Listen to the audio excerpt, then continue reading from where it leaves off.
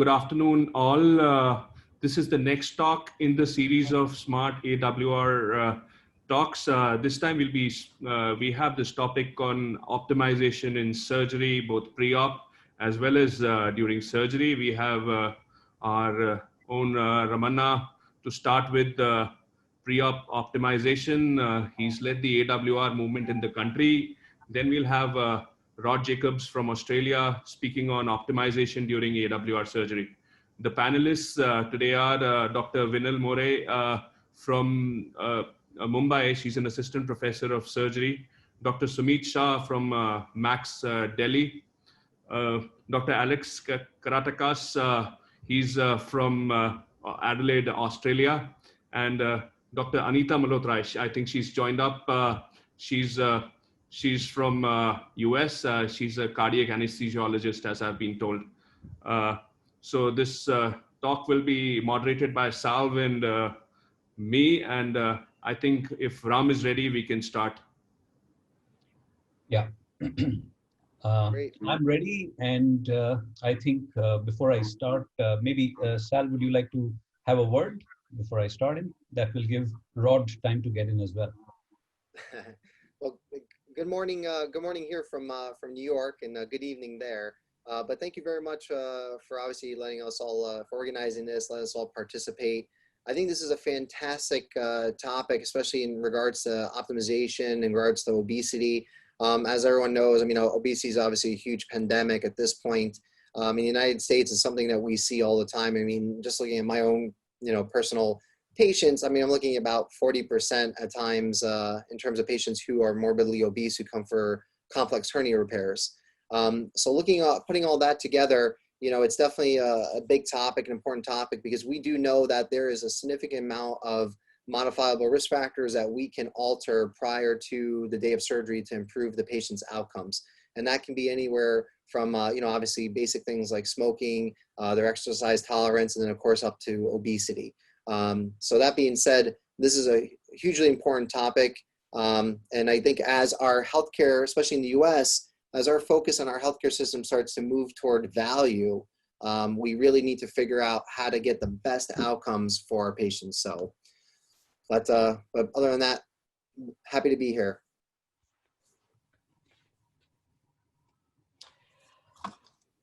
Okay, so if you allow me, then I'll share my screen. Take it away.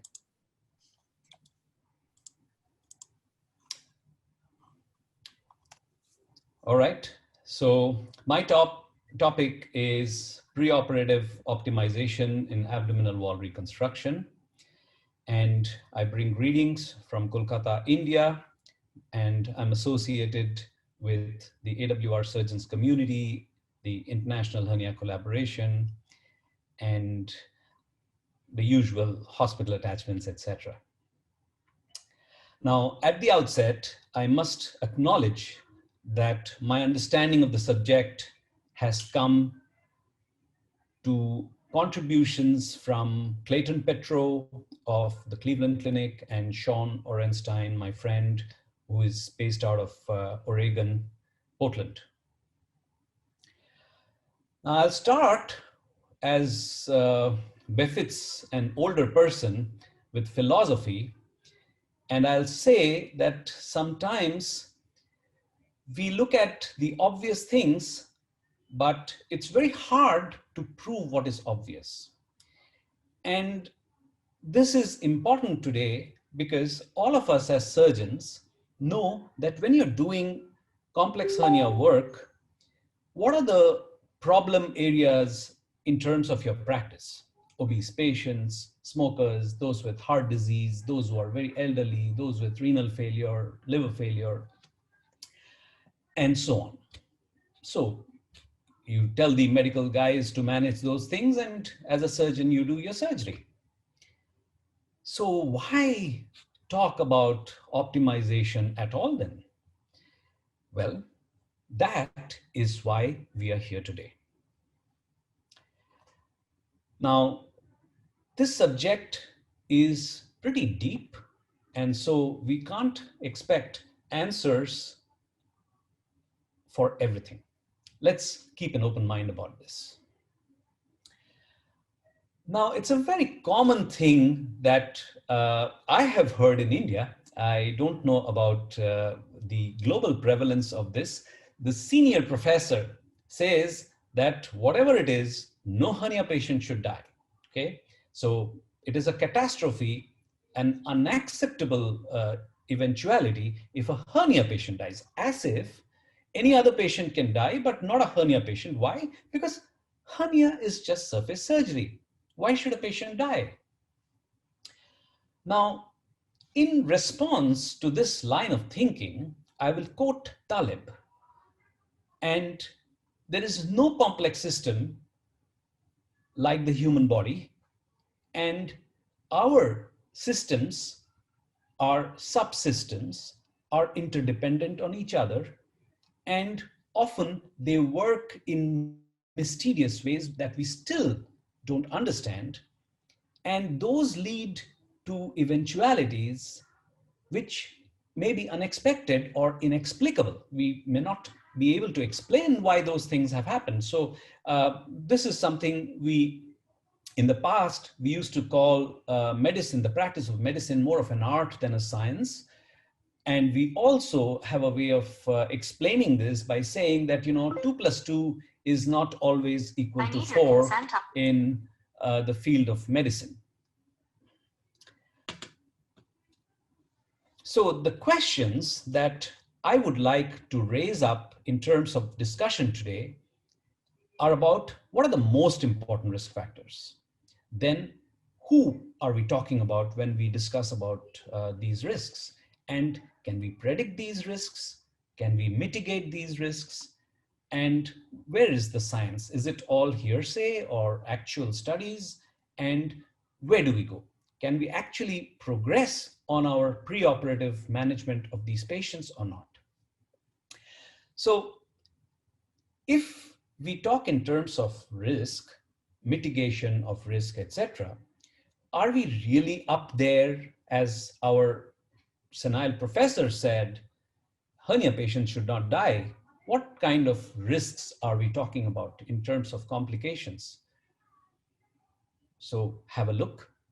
If you look at colorectal, gastric, pancreatic surgery, the complication risks are somewhere just at the same level as AWR. So it is a significantly high number of complications when we are dealing with abdominal wall reconstruction. And I refer you to this article by Markov in JAMA, and that gives an outline of why patients come back to the hospital with complications in various fields of surgery. And AWR is as close to 40% compared to the others. So there's a significantly high number of these patients who need readmissions and treatments for complications. And what are those complications? The commonest is surgical site infection. You also have a significantly large number of patients with ileus, a handful of patients with bleeding. But by and large, wound complications are the most important. Now, who are these patients? Who is most likely to be at risk? Is it a patient with multiple GI fistulas, a disaster of some previous surgery, could be cancer surgery, or could be surgery for a colorectal malignancy, could be a patient with an incisional hernia following a transplant, or for any incision for whatsoever with failures in previous attempts to cure. So are these patients really worth attempting to help, or are they completely beyond our pale? Are they a completely hopeless category of patients? So these are the things that we need to see. Who are these patients who we may categorize as high-risk markers? Now, some of these may not be that obvious. What do you mean by previous infection? This is very important. Anybody who has undergone a surgery before, especially a hernia surgery, and has got infection at that time is liable for a greater chance of infection at this particular time. Very surprisingly, those that are high volume centers have greater chance of complications. Now, if you wonder why that is so, because those are the real experts, likely, so they should have less complications. Now, it so happens that probably these are the people who are more extreme, more difficult, more complex patients, so they migrate to these ivory towers, to these centers of excellence. Diabetic patients are obviously, as we all know, higher risks for infection, and those with an active infection. So it could be a small sinus in a previously implanted mesh, or it could be MRSA. Something of that sort is a risk factor for a patient.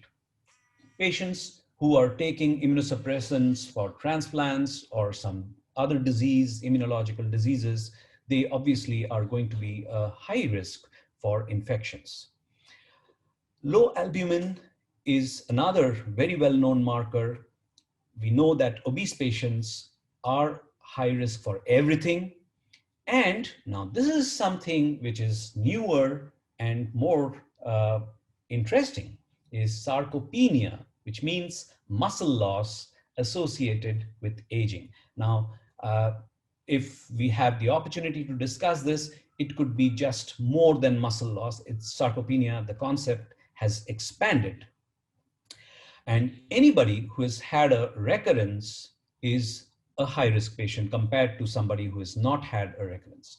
And lastly, smokers and elderly patients are high risk. So this is all pretty complex subject, and very simple things about complex subject. So what is a complex hernia? I have said this in multiple times over the last few years, so I'm not going to bore you with what are the categories of complexity. Basically, the most important things that we deal with in terms of complexity, those affecting prognosis, are a greater width. So the minimum width we consider is 10 centimeters. So if it's 20, it's more negative in terms of its prognostic implication. And a hernia of any size with contamination is a dire prognostic factor. So these are the two most independent prognostic factors. So if you say, what about obese patients? Well, obese patients probably have a greater risk of complications because their defects are wider. Now, how can we predict these risks, if at all? So if you have a patient and you're going to do a surgery and you think, oh, this patient is not the easiest of cases, so am I going to be able to take a holiday, a vacation after 10 days of doing this case?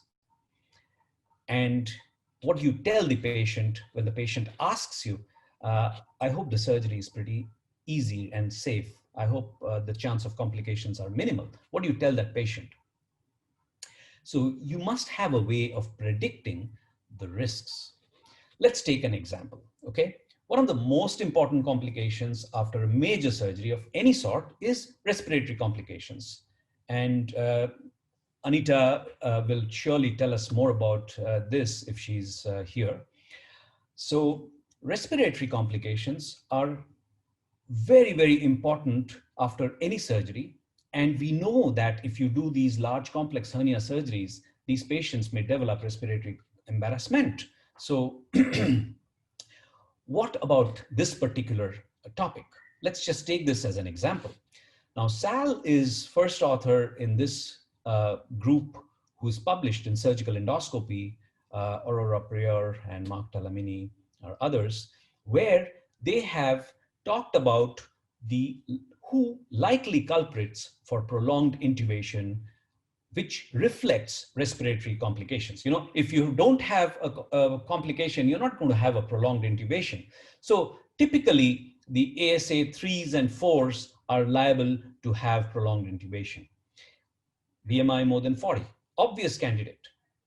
Active smoking status, another, obvious candidate, but here the key word is active. So if you can make the patient quit smoking for a few weeks before surgery, it might improve the outcomes significantly.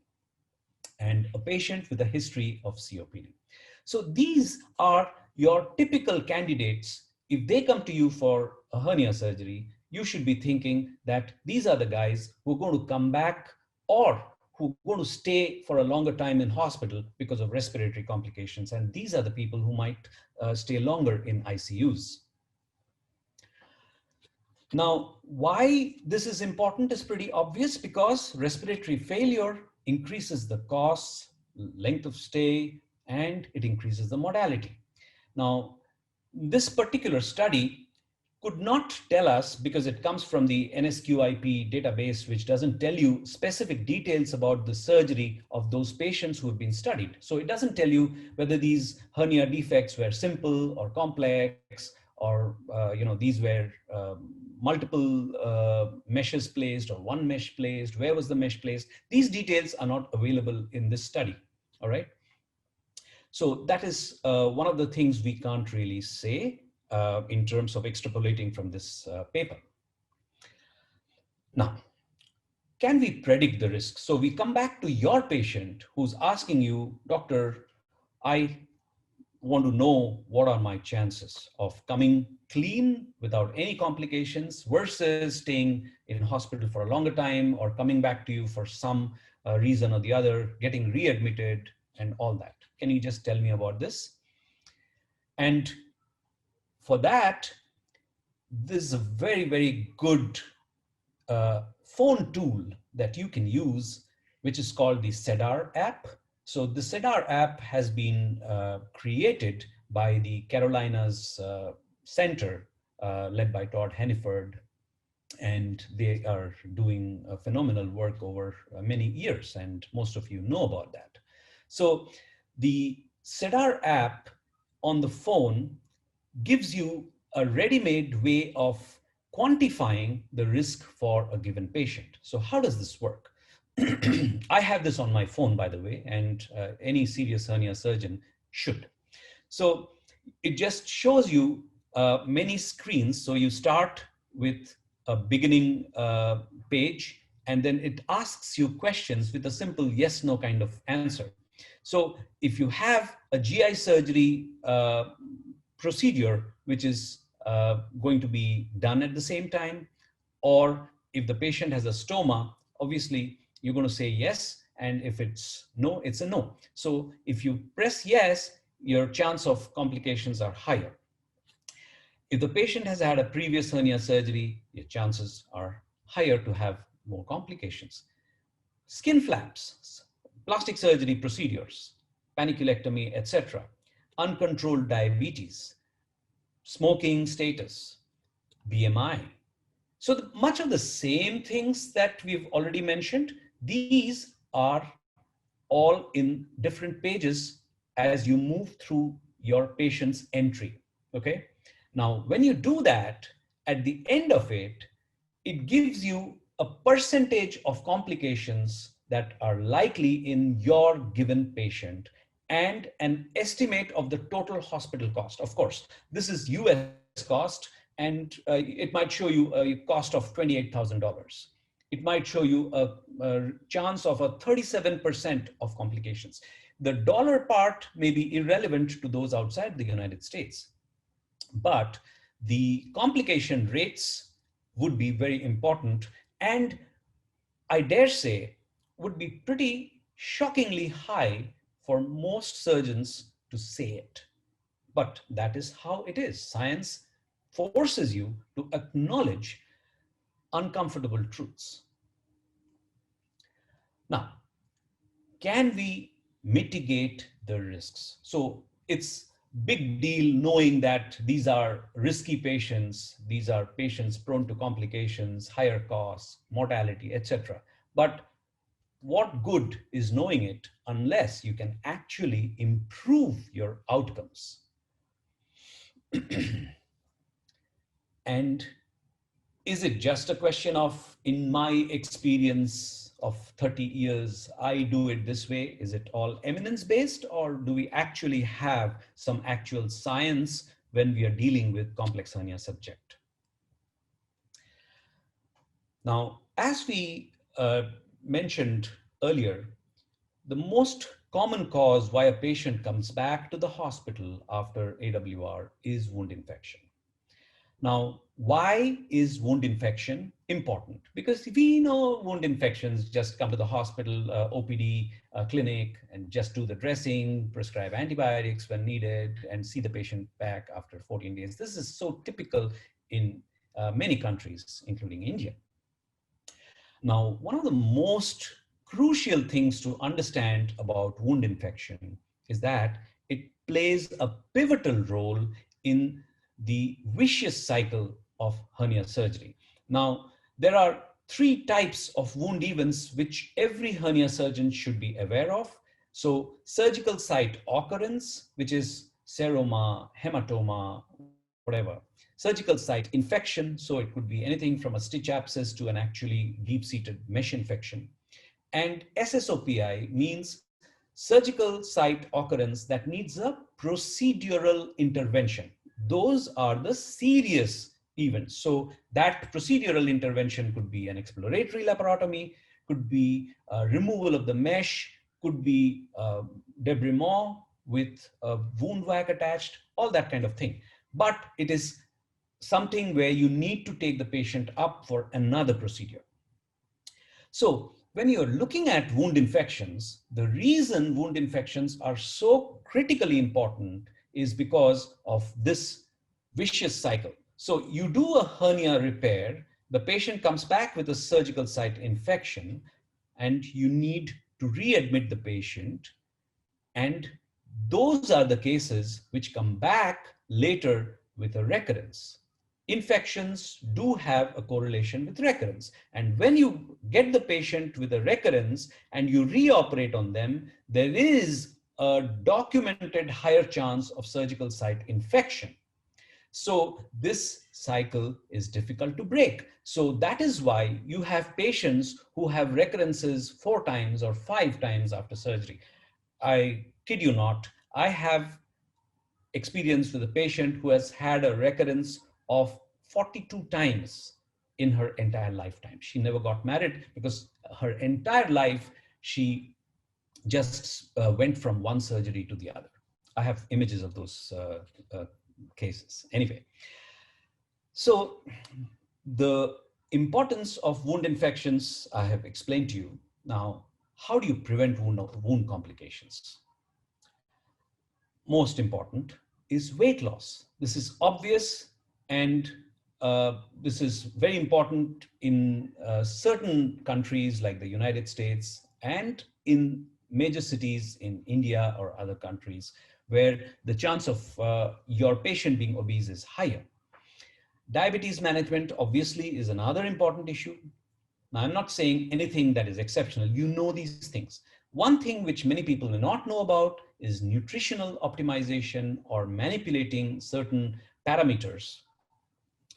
And MRSA eradication is extremely important where hospital-acquired infections are common. For example, if you have a hospital which has an ICU and there's rampant abuse of antibiotics and you have MRSA, then it becomes a big issue for your hernia surgery. If not, then MRSA probably doesn't matter much to you. And smoking cessation. So these are the things that we need to address in order to prevent wound complications. Obesity is crucial because in the United States, almost 2/3 of AWR patients are obese. So chances of all the complications which obese patients land up in are higher in our patient cohorts. Now, I refer you to this paper by Ovi, which clearly shows the impact of BMI on open ventral hernia repair. And it shows that if you have a BMI more than 40, you have twice the risk of complications than if you were leaner. Now, this is data based on more than 100,000 patients. Now, why am I saying this? I am saying this because in the field of obesity and hernia surgery, there are a lot of assumptions made, and it is important for the scientific mind to know which are those assumptions and which have substance and base in evidence. It is very important. Now, this is the OVI paper which talks about this incidence.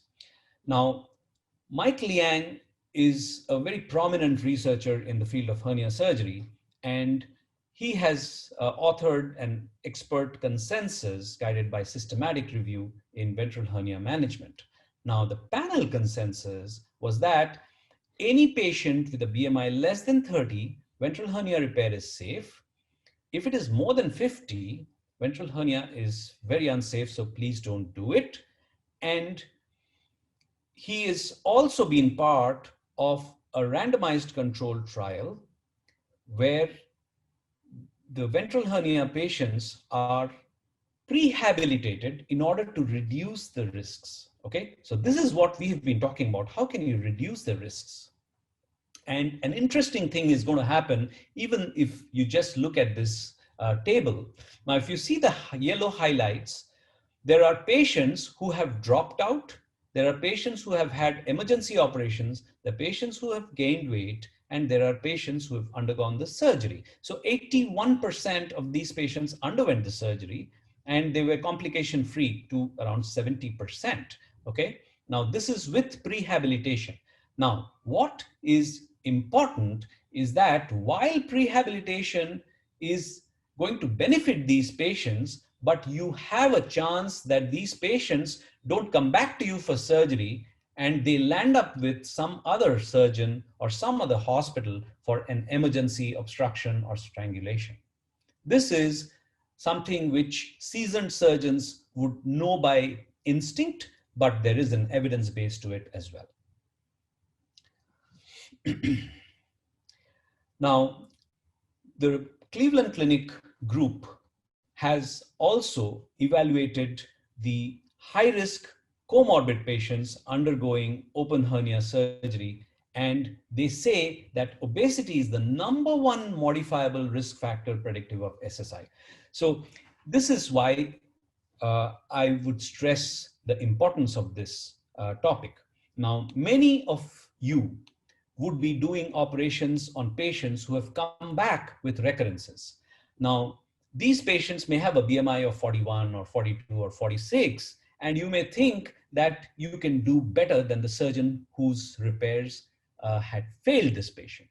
But the fact is, unless you modify the risk of obesity, your outcomes are likely to be worse. So if you do modify the risk, then your outcomes are going to be better. So there's a direct clinical correlation with all this research stuff. Now, again, the Cleveland team has come up in the past with a paper on medical weight loss. Now, why am I talking about this? Common clinical situation for many patients, many surgeons, many friends of you, those of you who are watching. I know many of you have patients who come to you and say, do my hernia surgery. And you say that, no, you're too obese, you need bariatric surgery. And the patient says, no, I'm not interested in bariatric surgery. I just want the hernia surgery. And you're kind of caught in a conflict whether you should go ahead or you should not. Now, what about if you could actually get these patients to reduce weight without bariatric surgery? No harm done, right? So your outcomes would still improve if you can improve their weight loss, achieve a particular weight loss goal, then you may actually end up doing a good job with short and long-term outcomes. Now, what did this paper say? Okay. Now, this paper was all about dieting and exercise. No surprise there. Okay. There was a very high failure rate. These patients were put on Atkins diet. Now, you know, Atkins diet is a very low carbohydrate diet. It's basically fat and proteins based out of Banting. And this is a very popular diet, the Atkins diet. And 3 months is the time which was given to these patients in Cleveland Clinic. Now, what would be surprising for you is that with medical weight loss, the conclusion of the authors was that 90% success is possible with as much as 30 kilos of weight loss. Okay. Now, 30 kilos of weight loss with diet and exercise is no joke. And if you can reach that kind of short-term goals, then you have a phenomenal opportunity to avoid bariatric surgery and just do hernia surgery with a few weeks or months of good exercise training and putting them on a low-carb diet. Now, the problem is replicability. Now, the Cleveland team had a guy called Feynman, and he was singularly responsible for the results of these patients. So the question is, do you think your dietitian can give you that kind of results? If so, probably not a bad call, trying medical weight loss. Otherwise, replicability is going to be an issue. Nevertheless, it's highly likely that in certain situations, you would have no choice but to still keep pushing the patient towards medical weight loss. Now, at what point do you say that I'm not going to operate on you because you're too obese, you're too high risk, and you would need to cut your weight down by 10 kilos or whatever kilos it is? Now, based on the existing evidence, the AWR strategy seems to be that BMI under 35 is fair picking for surgery. Anyone between 35 and 40, you should attempt weight loss. And anyone who is severely obese beyond 40, you should push for bariatric surgery first. Now, Sal is a first author again of this paper where they talk of AWR with component separation and the incidence of surgical site infection being much higher in patients with a BMI more than 35. So this author group and his group would say you should go for weight loss above 35. So they are more hard line in terms of weight loss. Now, I come to a very, very important topic, which is frailty. Now, what is frailty? Frailty is a characteristic of the old patient, very senior patient. So it is synonymous with aging. The patient is vulnerable to stresses and is unable to cope with those stresses. So if you get hit by a bad flu, you will probably just take a couple of paracetamols and come back to full swing very shortly. But the elderly, frail patient may actually land up in the ICU. And we see that in the current COVID pandemic as well, where the elderly are dying more than any other. So one remarkable tragedy is that today, frail patients are not necessarily 75 and 85.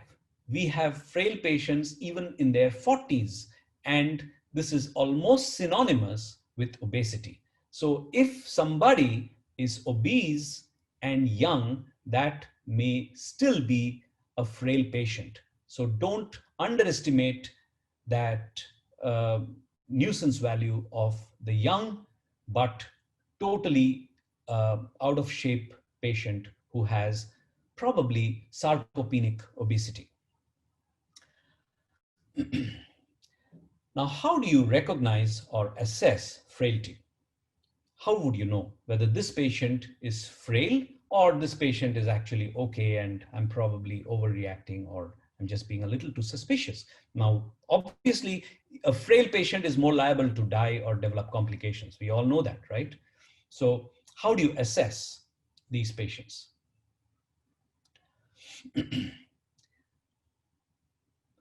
you can go fancy or you can go very basic clinical. All right. Now I'll give you both the fancy as well as the clinical stuff.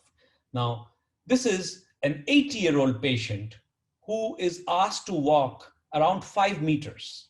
And how long does it take to cover that time? So this is less than 7 seconds. You ask the patient to sit up and down the chair 5 times in succession. If it is less than 15 seconds, it is acceptable. So these are very simple tests which you can do right then and there. And you can see that the frail patient is going to move very slowly, shuffling step to step, and take much longer than 7 seconds to cover just that 4.8 meters or 5 meters, whatever it is.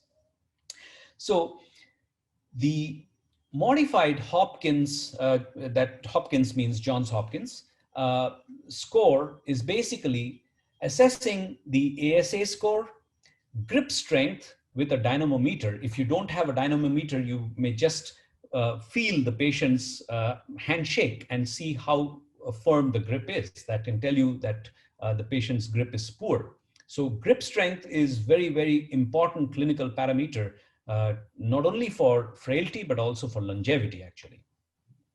And hemoglobin and weight loss, spontaneous weight loss of more than 10 pounds in the last 1 year. These are the important factors which can help you assess frailty. Now, there are many more things to this subject. It's a very, very interesting and complex subject, but I'm not going to go more into it than just talk about this. So this is the Johns Hopkins modified score. Okay, now we come to smoking, and a large number of our patients may be smokers, and there is no dearth of papers proving the benefits of quitting smoking and the harm of continuing smoking. Now, I'm going to talk about one paper. Now, this paper created a big ruckus a couple of years back. This is the same Cleveland Clinic team. They're always in the news for some definitive work or position they take, and makes life very interesting. So the question that was asked was, does active smoking really matter before ventral hernia surgery? So they assessed the American Hernia Society Quality Collaborative Database, and they kind of corrected the errors of previous papers. Okay, now why is this paper important and not the others? I'll just tell you briefly about this. So the question was, does active smoking really matter? So they took one cohort of patients for open ventral hernia repair. All of these were elective operations, no emergencies, okay? All the wounds were clean, no contamination. They followed up the patient for 30 days, okay? Now watch, very interesting. 418 patients never smoked, okay? And they got exactly 418 patients who were current smokers, not smokers who had quit 1 month back or 3 months back or 1 year back. They had current smokers, exact same number, okay? Now this is what is called a 1:1 match, and taking it to another level was a propensity match, which means every patient was matched by age, by BMI, by ASA status, by whether the patient had a bigger hernia or a smaller hernia. All of these were matched 1:1. So all those variables in these studies were completely accounted for. Now, what did this study show? This study threw up surprises. What surprises? The surprises were that some seroma and some mild cellulitis were higher in smokers. You can see this, 12 versus 7.4. Everything else was the same. Whatever little difference you see is not statistically significant. So between current smokers and never smokers, there was no difference. So there was no increase in reoperations in these patients. That kind of serious issue never happened with these smokers in this study. So even though the Cleveland Clinic surgeons would tell the patient not to smoke for other reasons, if the patient is found to have continued smoking, their policy is currently not to postpone open ventral hernia surgery, even the complex ones. So this is a very, very big difference from the way the rest of the publishing world and the scientific world looks at smoking and the outcomes related to surgery, ventral hernia surgery. Now, let's come to diabetes. Now, the diabetes and relation with wound infections is pretty old. It's more than 20 years old. So why I'm saying it is because, again, this is obvious. Remember the first statement which I made, we have to prove the obvious, and that's not easy. So SSIs are higher in uncontrolled diabetes to a 2 times factor, okay? Now, Todd Henneford's group assessed the database from 2 national registries and quantified the effect of diabetes on ventral hernia repair, okay? Now, the features of this study were that they searched both the databases, they searched only for diabetics, and they compared the outcomes between open ventral hernia and lap ventral hernia. Very clear black and white kind of stratification. What did they find? They found that when it came to lap ventral hernia, there was no difference compared to non-diabetics. But in open ventral hernia, the procedures were more complex, the OT times were longer, OR times were longer, and the outcomes were worse in diabetics. So immediately your surgeon's brain thinks that, okay, if it is a diabetic patient, then if I do a lap repair, my chances of getting complications are going to be lesser, okay? And diabetics per se tended to be older, more women than men, and they had greater complications. Some interesting facts in this study were that after ventral hernia recurrence, diabetics had a 12% recurrence compared to 7%, but when they had things like mesh infection, the costs were astronomically high, like $100,000 for every mesh infection. So in the United States, the cost equations are pretty crazy. None of us can relate to it, but it serves to highlight the fact that if you have a mesh infection, it's going to be a very, very big issue for anybody concerned. And diabetic patients were 64% more likely to die. So this is a very serious angle to this entire issue. And of course, diabetics tend to have recurrent hernias because if you remember, the vicious cycle of hernia surgery is infections, recurrence, resurgery, reinfection, re-recurrence. Now, what should be the strategy? You evaluate your patient. We're talking about a diabetic patient needing a ventral hernia surgery. If the A1C is more than 8, do not do the surgery. If it is more than 9, send it to your endocrinologist. Okay, so stay as close to 7 as possible. Okay, ideally 6.5, but 7 is okay. 7.5 would be the upper limit for most people. Now, if the patient has had a high A1C and then he comes back in a couple of weeks and now says that now my blood sugar is, he shows you a chart and says it's between 90 and 150 through the day, every day for the last 2 weeks. Would you go in and operate? This is decision time. So when it comes to blood glucose control using the A1C as a landmark, then it is probably wise to wait for a couple of months at least, because the A1C is a variable that takes that long to change. Now, nutrition is another very misunderstood or ill-understood subject for the surgeon. Now, bariatric surgeons do give a lot of importance to nutrition. But when it comes to us, hernia surgeons, let's look at what nutrition has by way of scientific study. Now, this study was a prospective risk assessment study of 86,000 patients. Okay, this was way back in 1997, and that is the paper, one of many, which established that albumin is the king of all nutritional markers. To the day, albumin continues to remain king. Okay, so if there is one nutritional marker which I would need to look at, it is albumin, and I'm sure a lot of you would agree with that. Newer aspects include supplementation with arginine. Why? Because arginine is known to help collagen synthesis and immune function. So it has been proven in an astonishing number of studies. Look at this very celebrated study by Drover.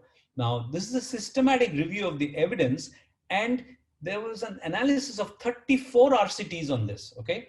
And it is very clearly shown that arginine reduced infections and hospital stay. So look at the kind of evidence base which one ingredient in a nutritional formula has, okay? Now, the manipulation strategy for many of us is when you're dealing with a complex ventral hernia, you prepare these patients, giving them arginine, omega-3 fatty acids, and nucleotides, and you give them a kind of a bolus 5-day treatment before operation, okay? And then you do the operation. So glutamine is available in India. It's pretty easily available. I send my patients and get them all the time. But science doesn't care for your beliefs, right?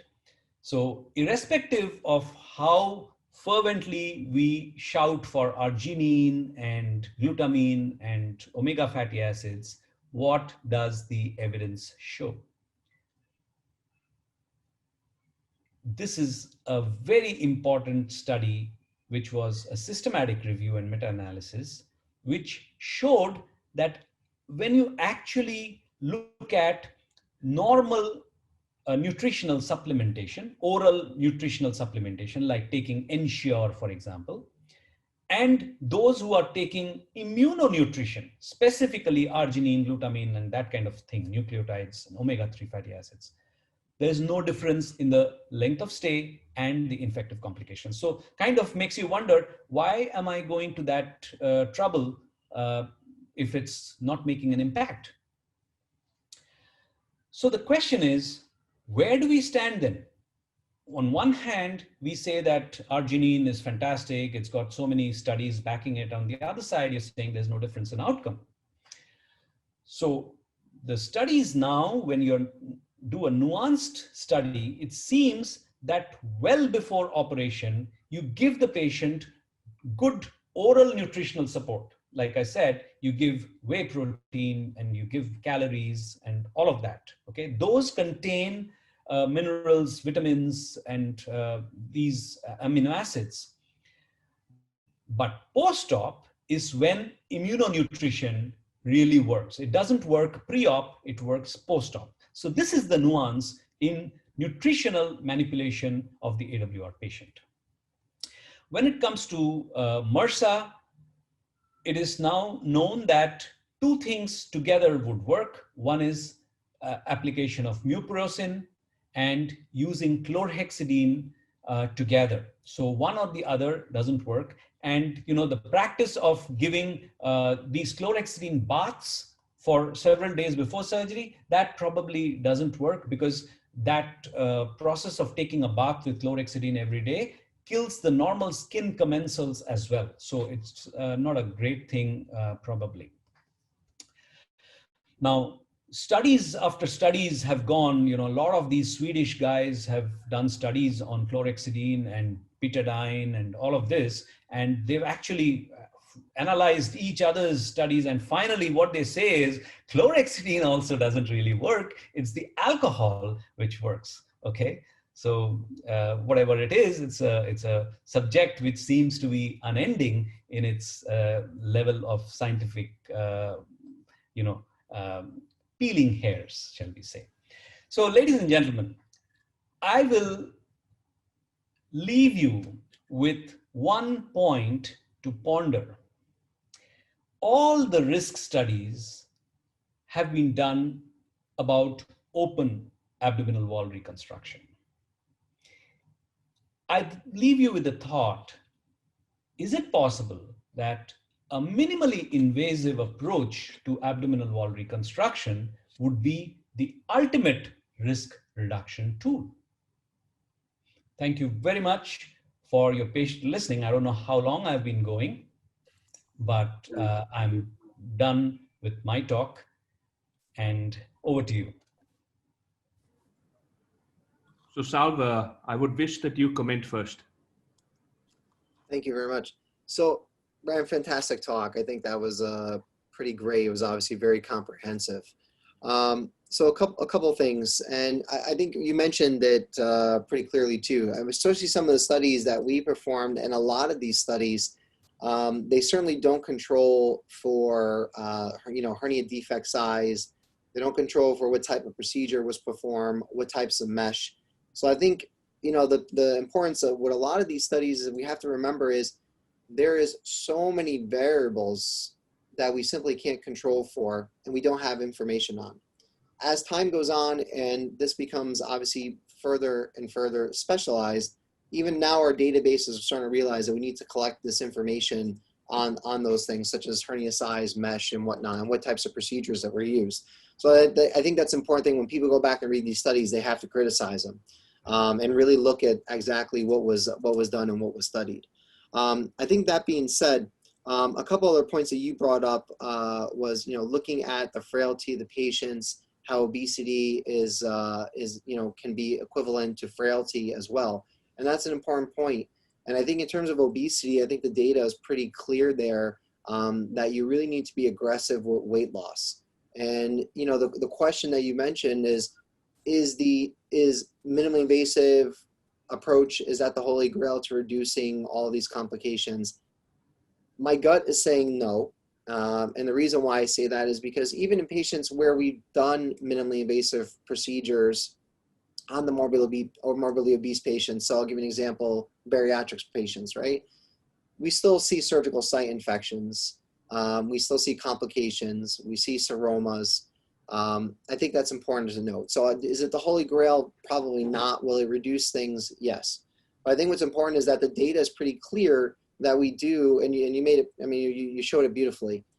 We really need to optimize these patients. For my research, I mean, for my cutoff, personally, it's a BMI of 35. If it's above that, I'm pretty aggressive with weight loss for them.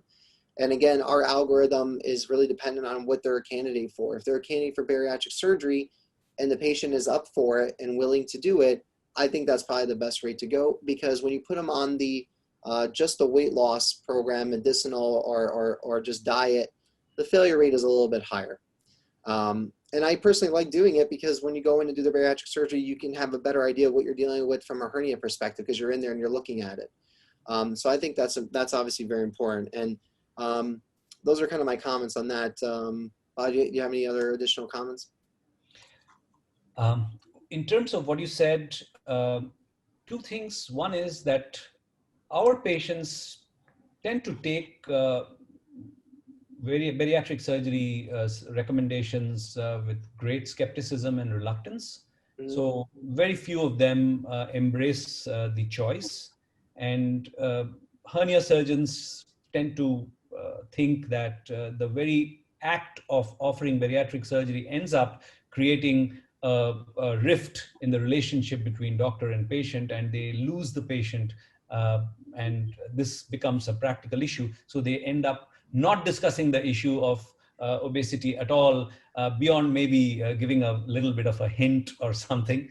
And the other thing is the obverse side of it, on the other side of the world, in the United States, I personally know surgeons who do elective AWR work on patients who are morbidly obese. And because you can get away with a lot when you're using the robotic platform, they end up doing MIS AWR in obese patients. So which is one of the things I am wondering, that all these complications that we are afraid of are mostly related to open surgery, maybe these do not matter that much. They eventually would matter to a certain number of patients for sure. But if you do a robotic AWR or a lap AWR, maybe the patients tend to tolerate these much better. That's it. Yeah. Yeah, I mean, I agree too. I mean, if you look at you look at the pathogenesis of recurrences, a lot of them stems from getting surgical site infections. So if you can reduce surgical site infections using a robotic or a laparoscopic platform, then obviously that's advantageous. But don't forget, there's also a significant burden on the abdominal core, right? So a patient who's super morbidly obese, there's a lot of forces that are being pulled on the abdominal core that I think over time, your outcome is probably going to be worse than if you do the same procedure on a patient who is less obese. There's no data, as far as I'm aware. I mean, I'm sure people are working on it as we speak, but there's no very large studies looking at doing these complex ab wall robotically or laparoscopically in long-term outcome data. So, yeah, I mean, that's kind of my opinion. I think there's still work to be done on that. Is it a tremendous tool to have and use? Sure, it definitely is. But I think we need to, I think there's a lot of variables that and a lot of work that we still need to do before we can say, you know, patient with a BMI of 45 or 50 with a massive ventral hernia, you know, just throw them on the robot. I don't think we're anywhere there yet. So I'd want Dr. Sumeet to pitch in. Yeah, Ramana, as usual, that was a great talk and it was such a pleasure listening it. Now, you know, a word about obesity, that, you know, BMI is a very, very poor marker of how your patient is going to do. The reason is sometimes the obesity is gynecoid. You know, all the weight is lying in the pelvis and the hips of the patient. And on BMI parameters, you may find that the patient's BMI is 42, but, you know, the abdomen is okay. Whereas you may find a 36 BMI male with a lot of abdominal adiposity. And that is what we see in India, that, you know, there is a huge amount of abdominal adiposity. So one is, whenever you take BMI, you have to take it with a pinch of salt, because BMI may not be the exact parameter. You have to look at the fat accumulation on the abdominal wall. We have recently operated a complex AWR case with a 40 BMI patient, and she had an ileostomy takedown and a reversal and a cholecystectomy and AWR all rolled into one. So far, so good. Patient has done well. So that is one factor regarding BMI, which I wanted to say. The second factor about smoking, you know, now people want to swing between taking up, you know, patients who are smoking 2 packs a cigarette a day versus, you know, surgeons who are doing your urine nicotine estimation to rule out people who have smoked 2 cigarettes a day. Now, you can't be swinging between 2 extremes. For most cases, I think, you know, let us keep our common sense intact. So it's not as if somebody is an occasional smoker or he smokes 1 or 2 cigarettes. Now that guy is maybe not going into a great deal of trouble because of his smoking. But, you know, you can't look at the Cleveland paper and say that, okay, I'm going to be taking, you know, taking up a patient who smokes a packet of cigarettes a day. So whether it is obesity, whether it is smoking, you know, let us not lose the common sense that we get as a doctor and the sixth sense that we get on seeing the patient, that looking at his obesity, his fat accumulation, sometimes the patient is only 35 BMI, but the abdominal fat is so bad, there is purity orange, it looks all a little bit inflamed, and you know by your gut sense that this is not good fat, it's bad fat. So I think that, I believe, is the, you know, the crux of whole thing. Don't lose your overall sense as a doctor when you go and chase these parameters which have been set by some other studies. Sure. Yeah, I mean, I have to agree on that too. I don't think body mass index is the end all be all parameter. I think there's a lot to be desired. I guess I'll ask the panel this: what is everyone's opinion and or experience with volumetrics utilizing radiography? So a lot of CAT scans that we get now, we're trying to look at, can we measure the volume of the hernia or the hernia sac in itself, and is that a better predictor of outcomes, and is it a better you know, modifiable factor as a prior to surgery? I can tell you from my experience and research that we published years ago, we looked at abdominal adiposity using volume metrics on CAT scans. And what we found was, and this is totally unrelated to hernia, but it was for diverticulitis, but patients with higher levels of adiposity had worse outcomes. They had a worse presentation with diverticulitis. They had a worse outcome in terms of surgical site infections, long-term infections. And the reason why we know this is because when you look at bench work, we know that fat adipose tissue is a high marker for inflammatory process. So can we measure the volume of fat or intra-abdominal fat or visceral adiposity, and would that lead us to a higher level of surgical and site infections? So this is a whole nother kind of a little bit of a paradigm shifts in terms of looking at, kind of getting away from BMI, because I agree with you. I don't think it's the best by far. Is this more of a better way of looking at things? So I don't know, what's the panel's opinion on that?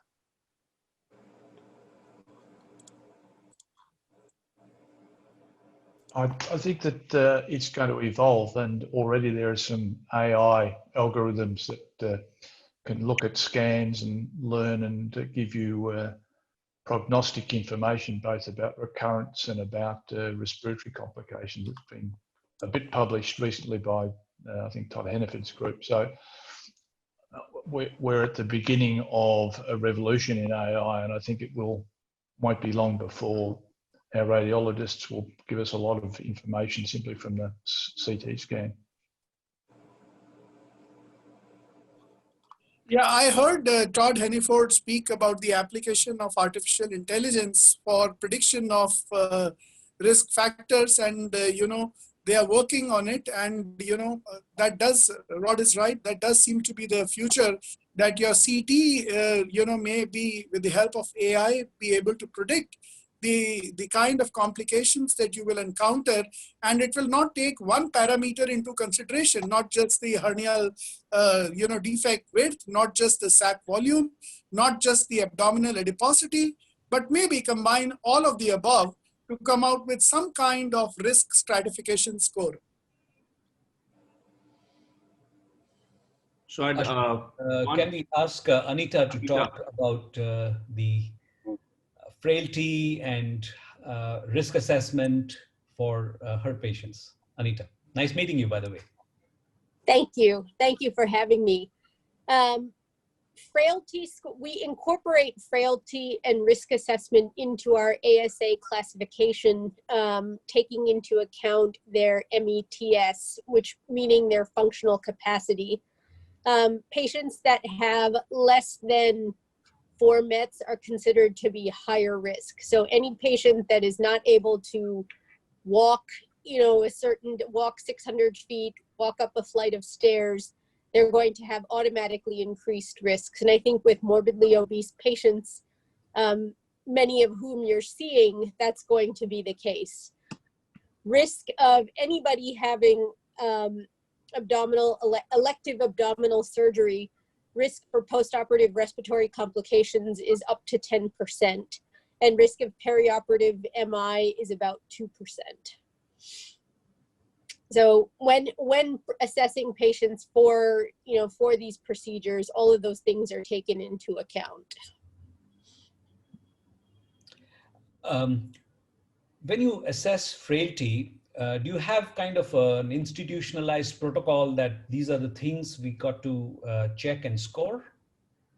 No, other than using their functional capacity, no. There have been some papers about it, but there's nothing standardized in frailty assessment. Okay. So Alex, we would like your inputs on this pre-op optimization of a patient undergoing AWR. Yeah, I've got a very brief 5-minute talk, but I'm not sure if you want me to present that or not with my view on that. Go ahead, Alex. Would you like me? Yeah, yes. Sure. I'll just share my screen.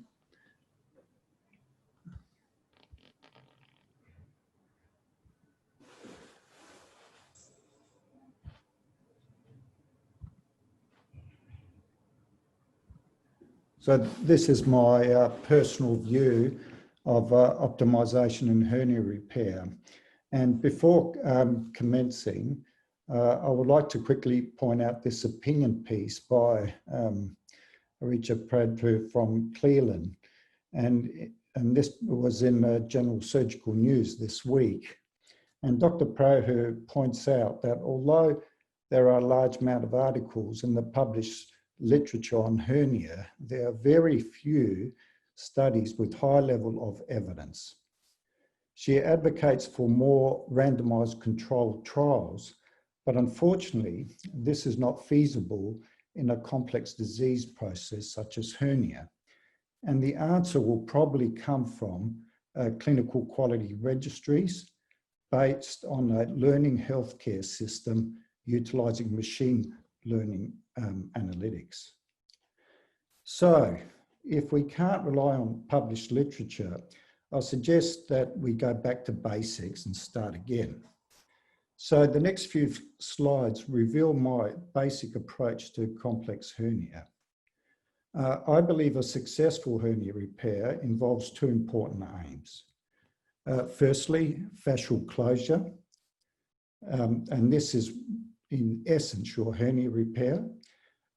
And secondly, you need a well-incorporated mesh to protect this fascial closure. What do I mean by well-incorporated? I mean getting patients' tissue into the mesh as quickly as possible, as shown by the video illustration. Why is this mesh tissue integration important? Well, getting tissue into the mesh allows the immunological processes to see the mesh as self and switch off chronic inflammation, which in the long term is a detrimental process. It allows fixation of mesh, strengthens a repair, and protects mesh from infections. If a tissue is incorporated, if a mesh is incorporated and there's surrounding infection, it can be salvaged. So what are the outcomes that I'm attempting to achieve? Firstly, and most importantly, you don't want to get abdominal compartment syndrome. Your aim should be to avoid this at all costs, especially with your large hernias. My second most important outcome is to avoid mesh infection. My third, I want to improve quality of life and minimize the incidence of chronic pain. My final, and at the bottom of my list, is to minimize recurrence.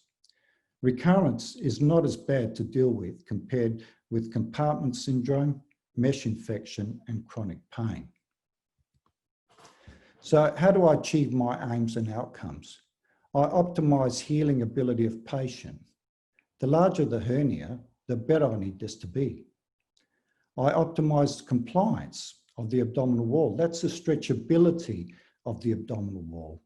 The larger the hernia, the better the compliance required. And thirdly, optimize my mesh.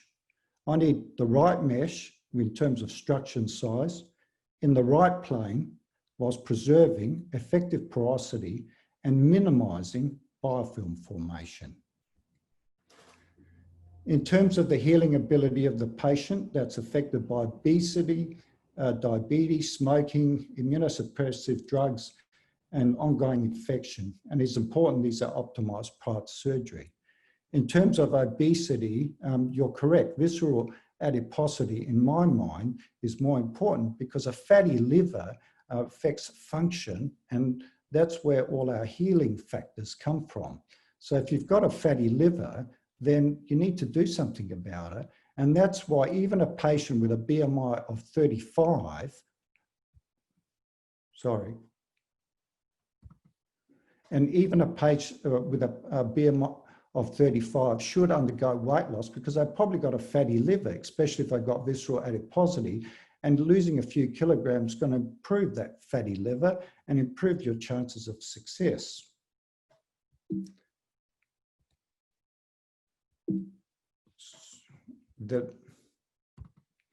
In terms of compliance with the abdominal wall, obesity, scars, infections are all affected, as well as contraction and rigidity of the lateral obliques due to loss of insertion of muscles into the linea alba. So now in terms of mesh, I think to be honest, I think most of us have unrealistic expectations of what the mesh can do. We have to have a bit of skepticism when the mesh salesmen tell you how great their new mesh is. I think we should challenge them to show us the high level of evidence to support their claims, and in the vast majority of cases, this will be lacking. We need to enhance mesh tissue integration. Put the mesh in the subrectus plane. That provides the greatest donor vascularity for your mesh tissue integration. Try to use a large pore mesh. Remember, the heavier the mesh, the smaller the effective porosity. You need to maintain this effective porosity. You avoid folding, stretching, and barrier protection. And you need to avoid biofilm. Watch the way you handle the mesh. Minimally handle it, dip it in betadine, change your gloves before putting it in. And if you've done a very long complex operation, change your scrub setup. The last thing is, what's your optimal mesh size?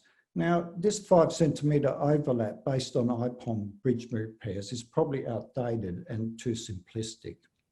I think we really need to start using patient-centered management to work out the size of meshes, to think about intra-abdominal pressure, abdominal wall resistance, mesh degradation, what our mechanical fixation is like, how quickly we can get mesh into the tissue, and what the overall healing of the patient is. So for the similar size mesh, you need a much, for a similar size defect, you need a much larger mesh for a obese diabetic patient as you do for a young fit patient. So how do I improve my outcomes? I treat obesity, stop smoking, improve diabetes, optimize comorbidities, treat infection. I believe prehabilitation, improving patients' reserve for these huge operations is important, and I optimize nutrition as Ram has discussed. I use Botox and preoperative pneumoperitoneum as required. And I think we all need to start thinking about the plasticity of muscle and how we're going to improve compliance. I strongly believe MIS is the way to go, if at all possible, for these larger hernias, because it avoids us having to think and manage the patient and soft tissue component. However, if you do go open, you need to carefully consider managing the pannus and the soft tissue. So if we do, in some patients who've got large pannuses and we do an MIS technique, then we can deal with a pannus 6 months later when the mesh is incorporated. So even though they get a surgical site infection from the pannus operation, it's not going to affect your mesh because it's well incorporated, as opposed to doing both at the same time. So MIS does have an advantage. And subrectus large pore synthetic mesh of appropriate size is important. And lastly, and probably least important out of all the factors that I've mentioned, consider component separation. Thank you for that.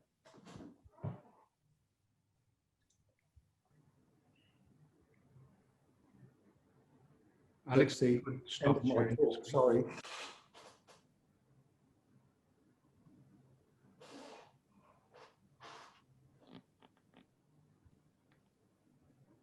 Thank you for that, Alex. Yeah, you're welcome. So Ram, one question to you is, if you've had a patient who needed a mesh explantation because of sinuses and infection, the patient turned out to be MRSA positive. How long, and you've done an explantation and you gave antibiotics, how long would you wait for the next definitive operation?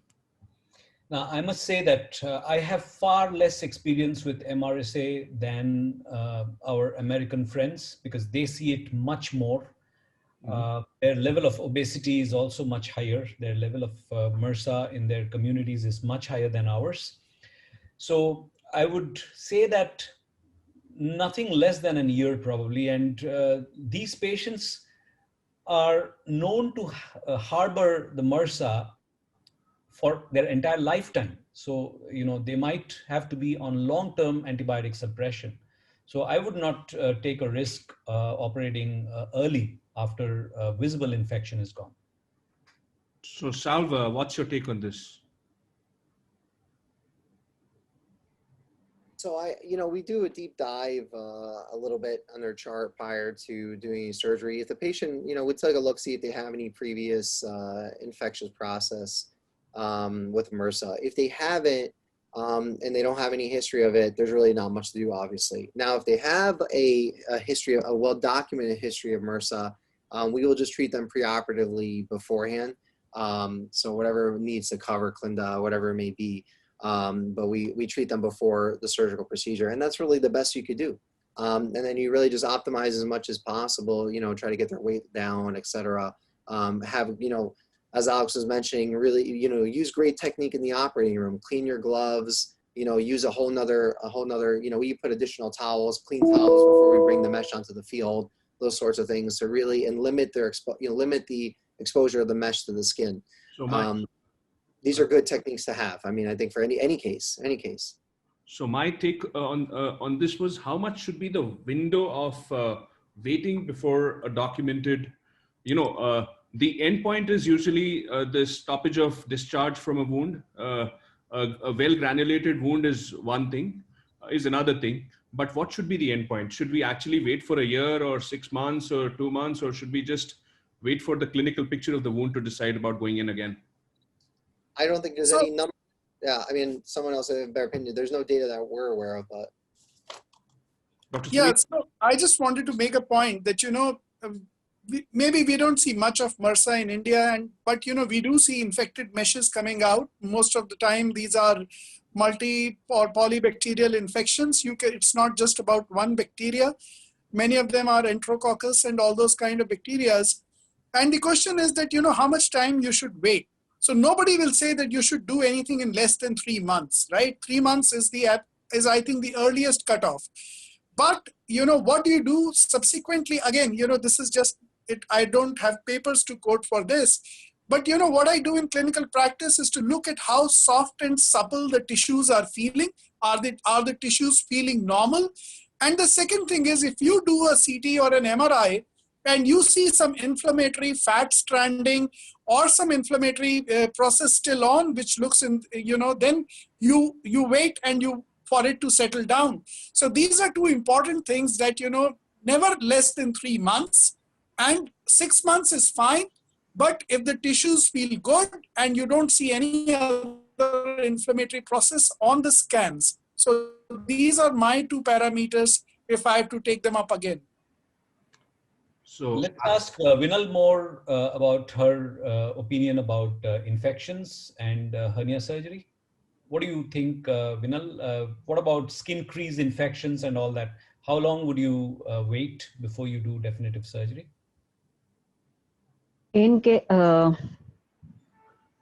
I agree with Dr. Shah and everybody else who has said the infection should be controlled very vigorously. If there is an active infection, we should not go ahead with any hernia surgery. We have to, I have a very less experience in MRSA. We have seen very less. But post-operatively mesh infection and tuberculosis in meshes, we have seen a few cases. So to avoid all this and a mesh infection later on, I think we should at least control the infection very actively prior to going ahead with the surgery, unless it's an emergency operation. So Alex, there's a question for you. What's your take on dipping the mesh in betadine? I mean, we're only starting to explore regarding biofilm and do some research in it. Biofilm, I think we're going to eventually find out, is quite a serious problem with mesh, and we need to be real careful of how we handle mesh. I don't think we handle it well. Frequently I walk into theatres where other surgeons are working and they're putting the mesh on the skin before they put it into the patient, and it's a recipe for disaster because a biofilm comes from the skin and it's a cross-contamination at the time we put it in. So, and biofilm, I think if we're going eventually, the studies I'm hoping will show affects the effective porosity of meshes, decreases mesh tissue integration, and therefore leads to mesh failure. So, without necessarily causing overt mesh infections. So biofilm is going to be important. We should start practicing what the orthopedic surgeons have been doing for years. The other thing in terms of, you were talking about mesh, about infections and when to operate and how to do it, once patients have had an infective episode. I think it's, I don't have a great handle on it. We get our infectious disease team involved with these patients. So anyone who's had abdominal catastrophe and then a hernia, spent time in ICU, and they 6 months down the track, they go through the infectious disease people who swab them and get an idea of what kind of organisms we might have to deal with, get a handle of that before we get into surgery. I think that's just common sense to involve other disciplines and have a multidisciplinary approach to these complex patients. Thank you.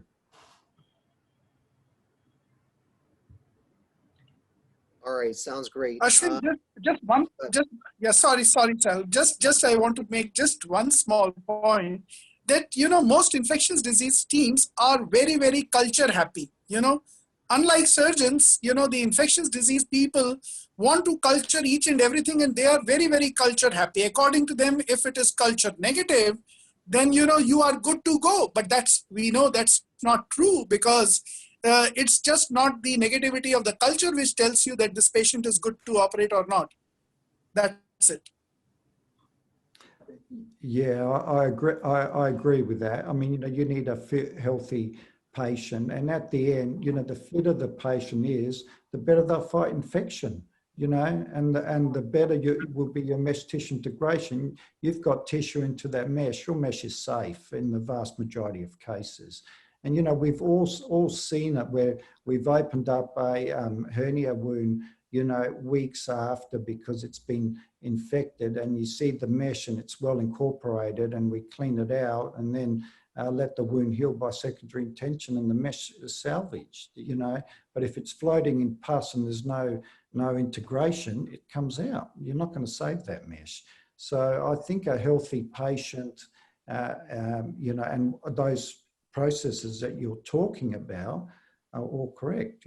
Get the patient healthy, get the inflammatory process down, get them ready for surgery. It's common sense. And one of the issues, I think, with all the pre-optimization stuff is that there's the data is not extreme high-level data, and it's contradictory. But at the end, you go back to basic science, follow the basic principles, it will work out. All right, everybody. I mean, we could spend hours and hours talking about this probably, but for sake of time, I think we're going to move on. So up next now is Dr. Rodney Jacobs. He's coming to us from Western Hospital down in Australia.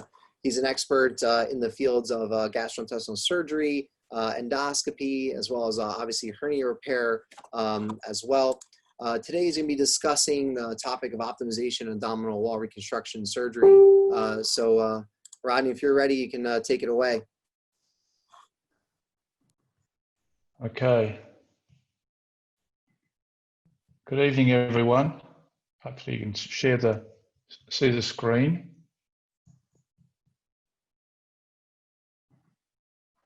Okay. So welcome to sunny Australia. Good morning in New York. Alex, good evening. Good evening in India. So my disclosures that are relevant to this. And so look, to fix the hernia, we want obviously to sort the problem out. We want to do it with minimal morbidity, hopefully getting a good functional and cosmetic result. We want a low recurrence rate. We don't want it to cost too much. And modern hernia repair involves restoring the anatomy and then reinforcing the repair with an appropriate mesh. And clearly a successful hernia repair is one that solves the problem, whatever that is, whether that's pain or a cosmetic deformity or a lack of function. And a failed repair doesn't either solve the problem or creates a new one. And so how do we get from these sort of abdominal catastrophes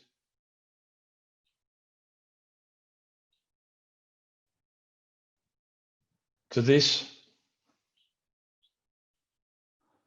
Well, it requires both planning, which Ram's talked about, and execution.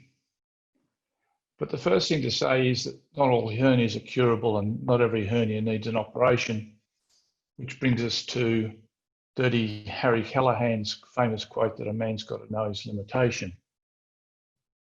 And so this man really can't have his hernia fixed because all of those bulges are the result of the muscles being moved into the midline and he doesn't have it left. So the prerequisites at least are that the patient has to be fit enough and they've got to have available muscle, fascia, and soft tissue and skin. And we've already heard about the Ventral Hernia Outcomes Collaborative, and they recommended that we shouldn't repair hernias in people who are morbidly obese or who are smokers and who have poorly controlled diabetes. So we don't operate on those that are not fit, those that don't have tissue available, or those that don't benefit from the operation. There's no point in doing a big operation in someone if it's not going to alter their quality of life. One of my favourite quotes comes from the now retired famous Irish rugby player Brian O'Driscoll. And knowledge is that knowing a tomato is a fruit, but wisdom is knowing that you don't use it in a fruit salad. And so how do we minimise poor outcomes by using our knowledge wisely when we have so many options available to us in abdominal wall reconstruction? And hopefully we're going to sit somewhere here in this sweet spot in the middle between what we do, what the patient wants, and what the evidence suggests is the right thing to do. But the downfall is, even though we're going to have this interaction between the patient, the procedure, and the product that's going to lead to the outcome, and we like, as surgeons, to have a nice clear pathway, a decision tree, an algorithm that we can follow down to give us some certainty and guidance. But in this situation, there are so many variables to be considered.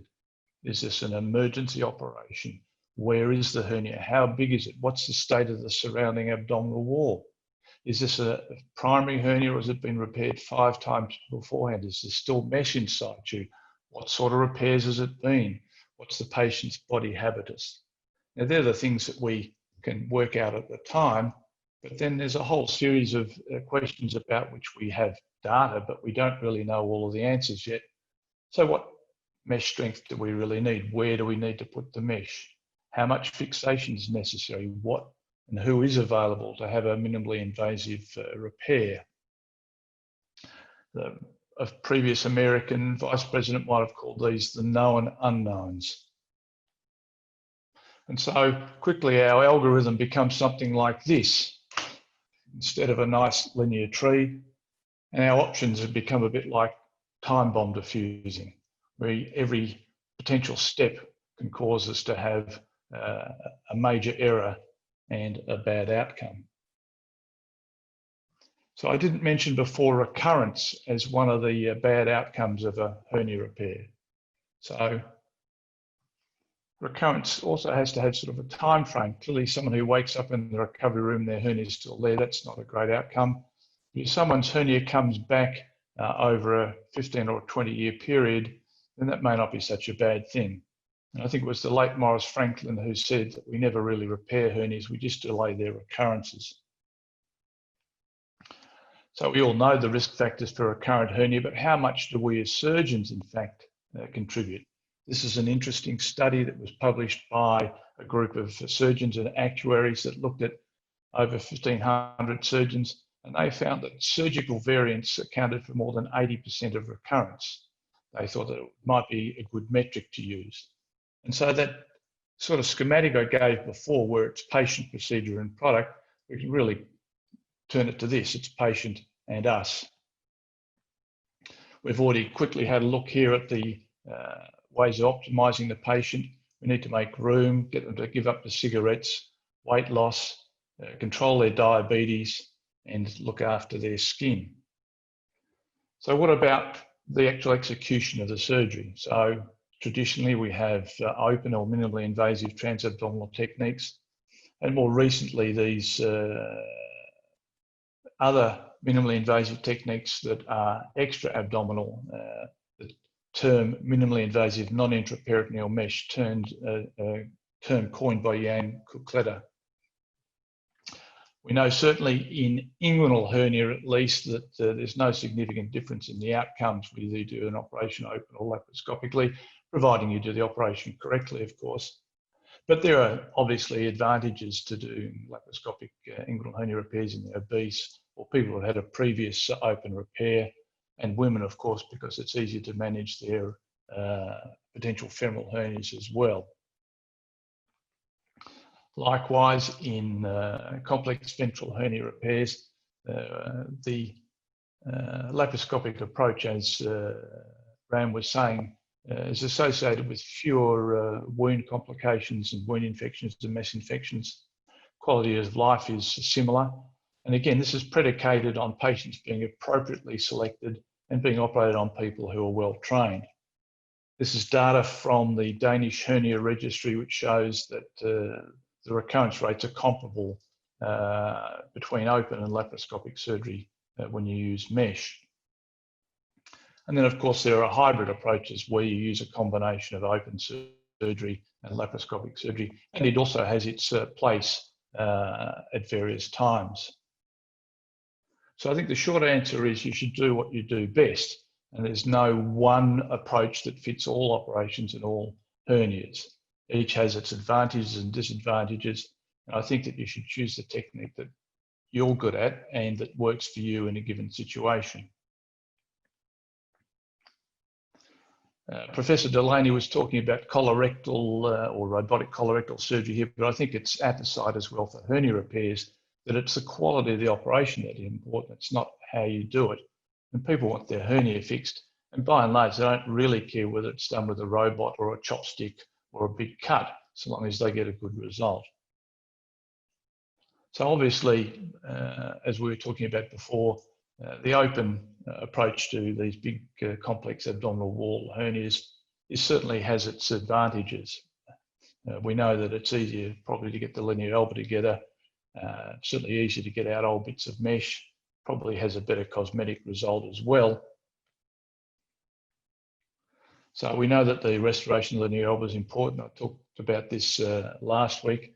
This is from the International Anti-Hernia Society guidelines, and not least of which, because the linear elbow acts like a tendon and therefore all the other muscles exert their vectors through it, and without it being in the midline, they can't effectively operate.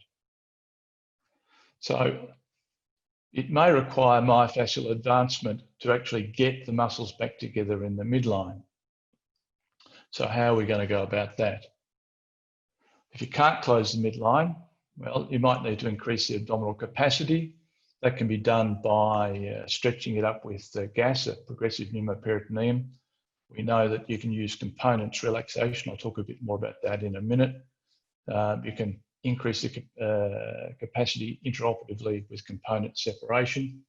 Weight loss is important, and you can consider cytoreductive surgery or combinations of all of them if necessary. And so preoperatively, it's chemical relaxation or physical stretch. And intraoperatively, the major way of doing it is with components separation. So it's been known for some time that Botox is very effective at producing flaccid paralysis of the abdominal wall musculature. And it seems pretty effective, and there seem to be few, if any, complications. It's been used in both the open abdomen and in hernia repair over the last few years. And it probably helps convert a number of cases whereby you would need some sort of component separation into a simple retrorectus root stopper. It restores the plasticity of muscles. Alex has mentioned this a short while ago. And so you can overcome abdominal wall compliance, which reduced abdominal wall compliance, which is a result of the fibrosis and contraction of the oblique muscles. And it may reduce recurrence by reducing the distraction that occurs after surgery. So in this particular case, as you can see here, the rectus muscles balled up, the obliques are contracted, and there's a big hernial defect. So if you inject Botox, typically it's done as an outpatient. We used to use 150 units in each side. We've gone to doing 100 units, and we're just injecting now into the internal and external obliques 2 to 3 weeks before the surgery. The onset's over about 24 hours, and the maximal effect takes somewhere between a week and 10 days or so, and it lasts anywhere up to 3 months. But it is expensive, and in Australia, private patients have to pay for it. My public hospital patients, I don't think that the pharmacy understands how much it costs, and they don't ask me. There are a few side effects. Patients often complain of feeling bloated. Their cough is a bit weak, and we've had 1 or 2 patients who've complained of back pain. So it's really indicated where you have a substantial defect in association with either rectus retraction or oblique retraction, or where there's significant loss of domain. You can't really give it to someone who's got a neuromuscular disorder, and it probably should be used judiciously in patients who have otherwise compromised respiratory function. What we do know, and this is largely from the work of Nabil Ibrahim's group in Sydney, that when you give it, you can get at least 3.5 to 4 centimetres of elongation of muscles on each side. So if you've got an 8 centimetre defect, just giving the Botox should be able to get it together. What tends to happen is that the hernial orifice gets smaller and the abdomen takes on a more oval shape. It may, as I said, obviate the need for component separation. Its other great benefit is that it does definitely reduce patients' post-operative pain. So before Botox, you can see here the defect was 23 centimetres, and afterwards it was down to about 17.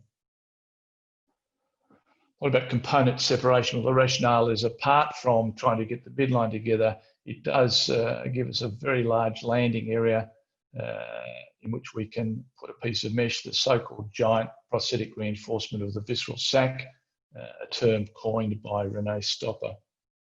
The trade-off is the potential for morbidity and its effects on abdominal wall function. So clinically, when are we likely to need component separation?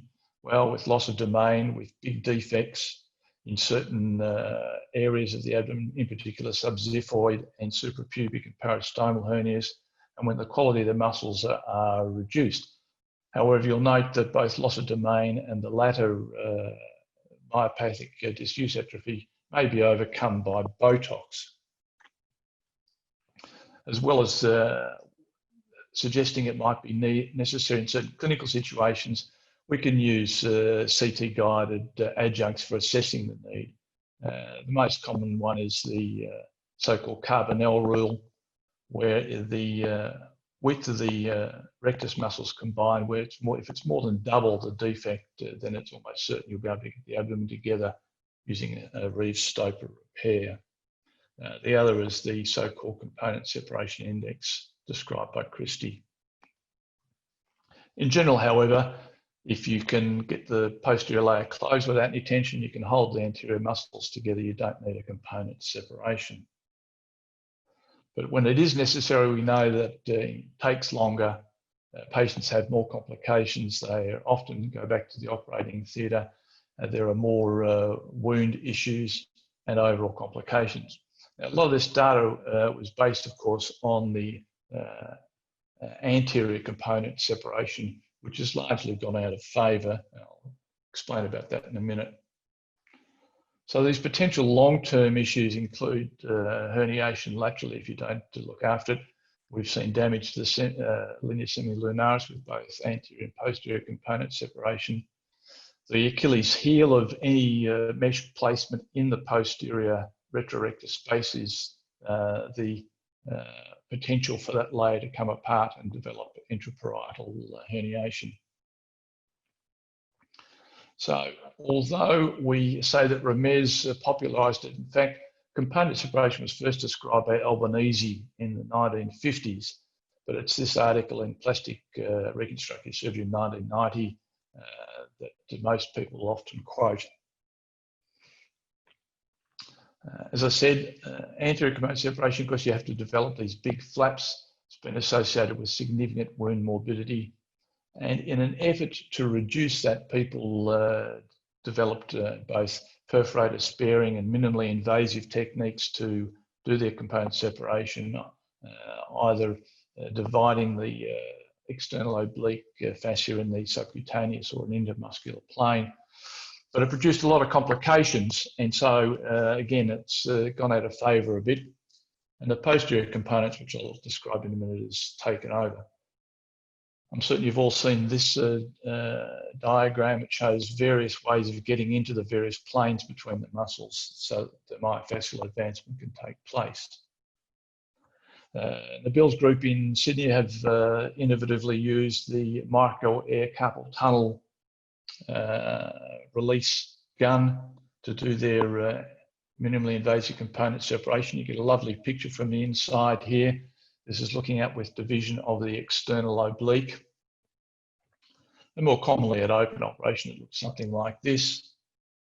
And then on both sides, you can get the midline closed. And you reinforce those darts with mesh, either sewn in as a bridge into each of the darts, or from Rosen's atlas, you sew from one side to the other.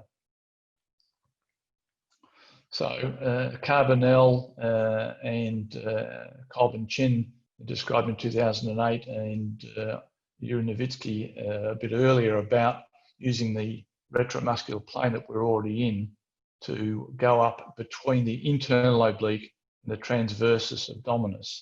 So that allowed both medialization of the anterior and posterior components, as well as a big area to place the mesh, and no significant subcutaneous flaps. Subsequently, Yuri developed what's become known as the transversus abdominis release. And instead of going up between the transversus abdominis and the internal oblique, he now divides the transversus abdominis and you get into the plane between it and the transversalis fascia. The big advantage of that is it preserves the neurovascular bundles to the rectus muscles. You can see you get quite good medialization with each of the various components of the procedure. If I can find my... So the RRD is the retrorectus dissection, gives you about 7.5 centimetres. When you divide that to posterior lamina, you get another centimetre. Dividing the transversus abdominis gives you another 1.5 centimetres.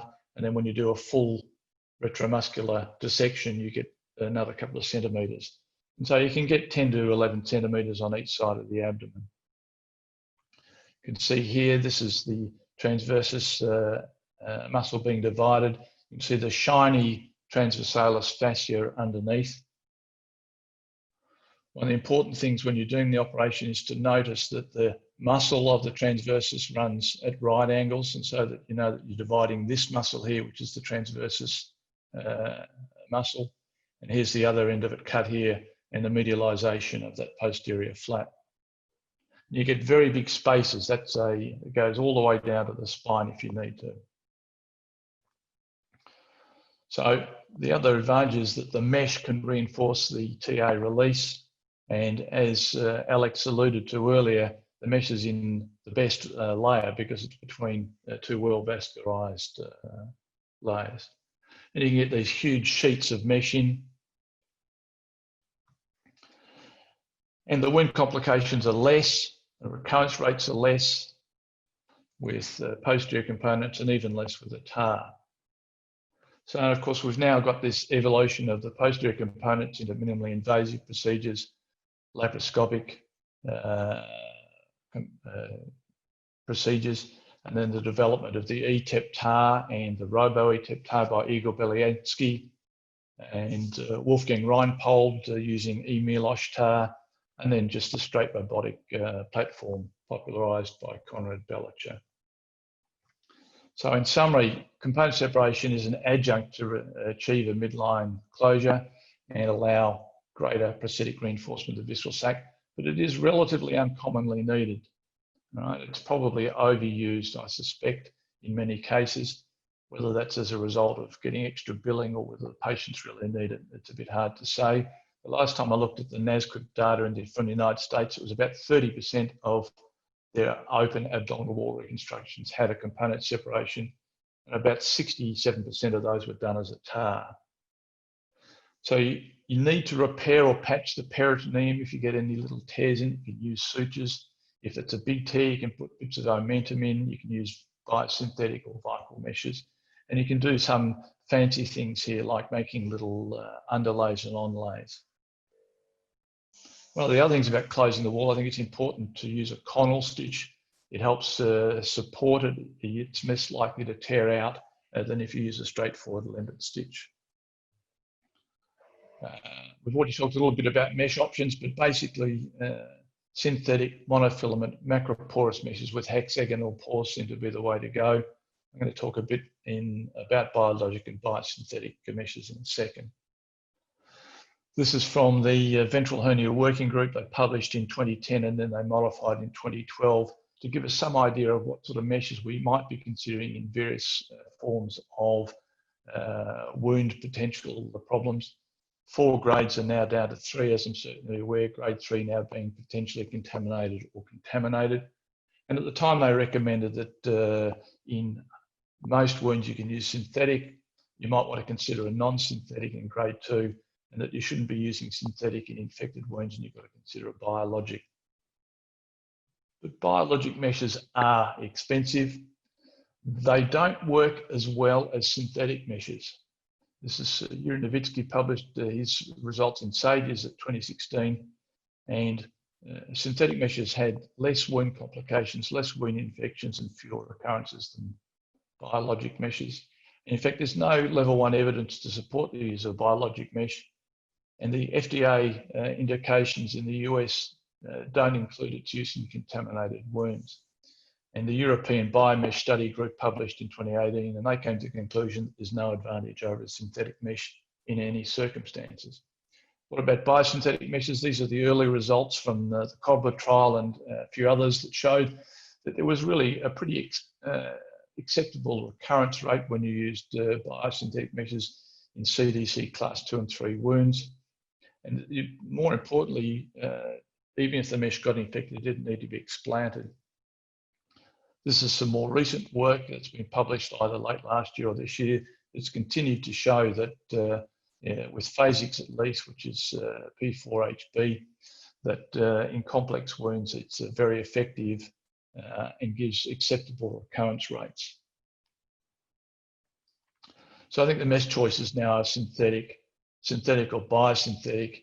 And even though there's evidence to suggest that you can use a synthetic mesh with good or acceptable results in an infected wound, many of us would consider using biosynthetics.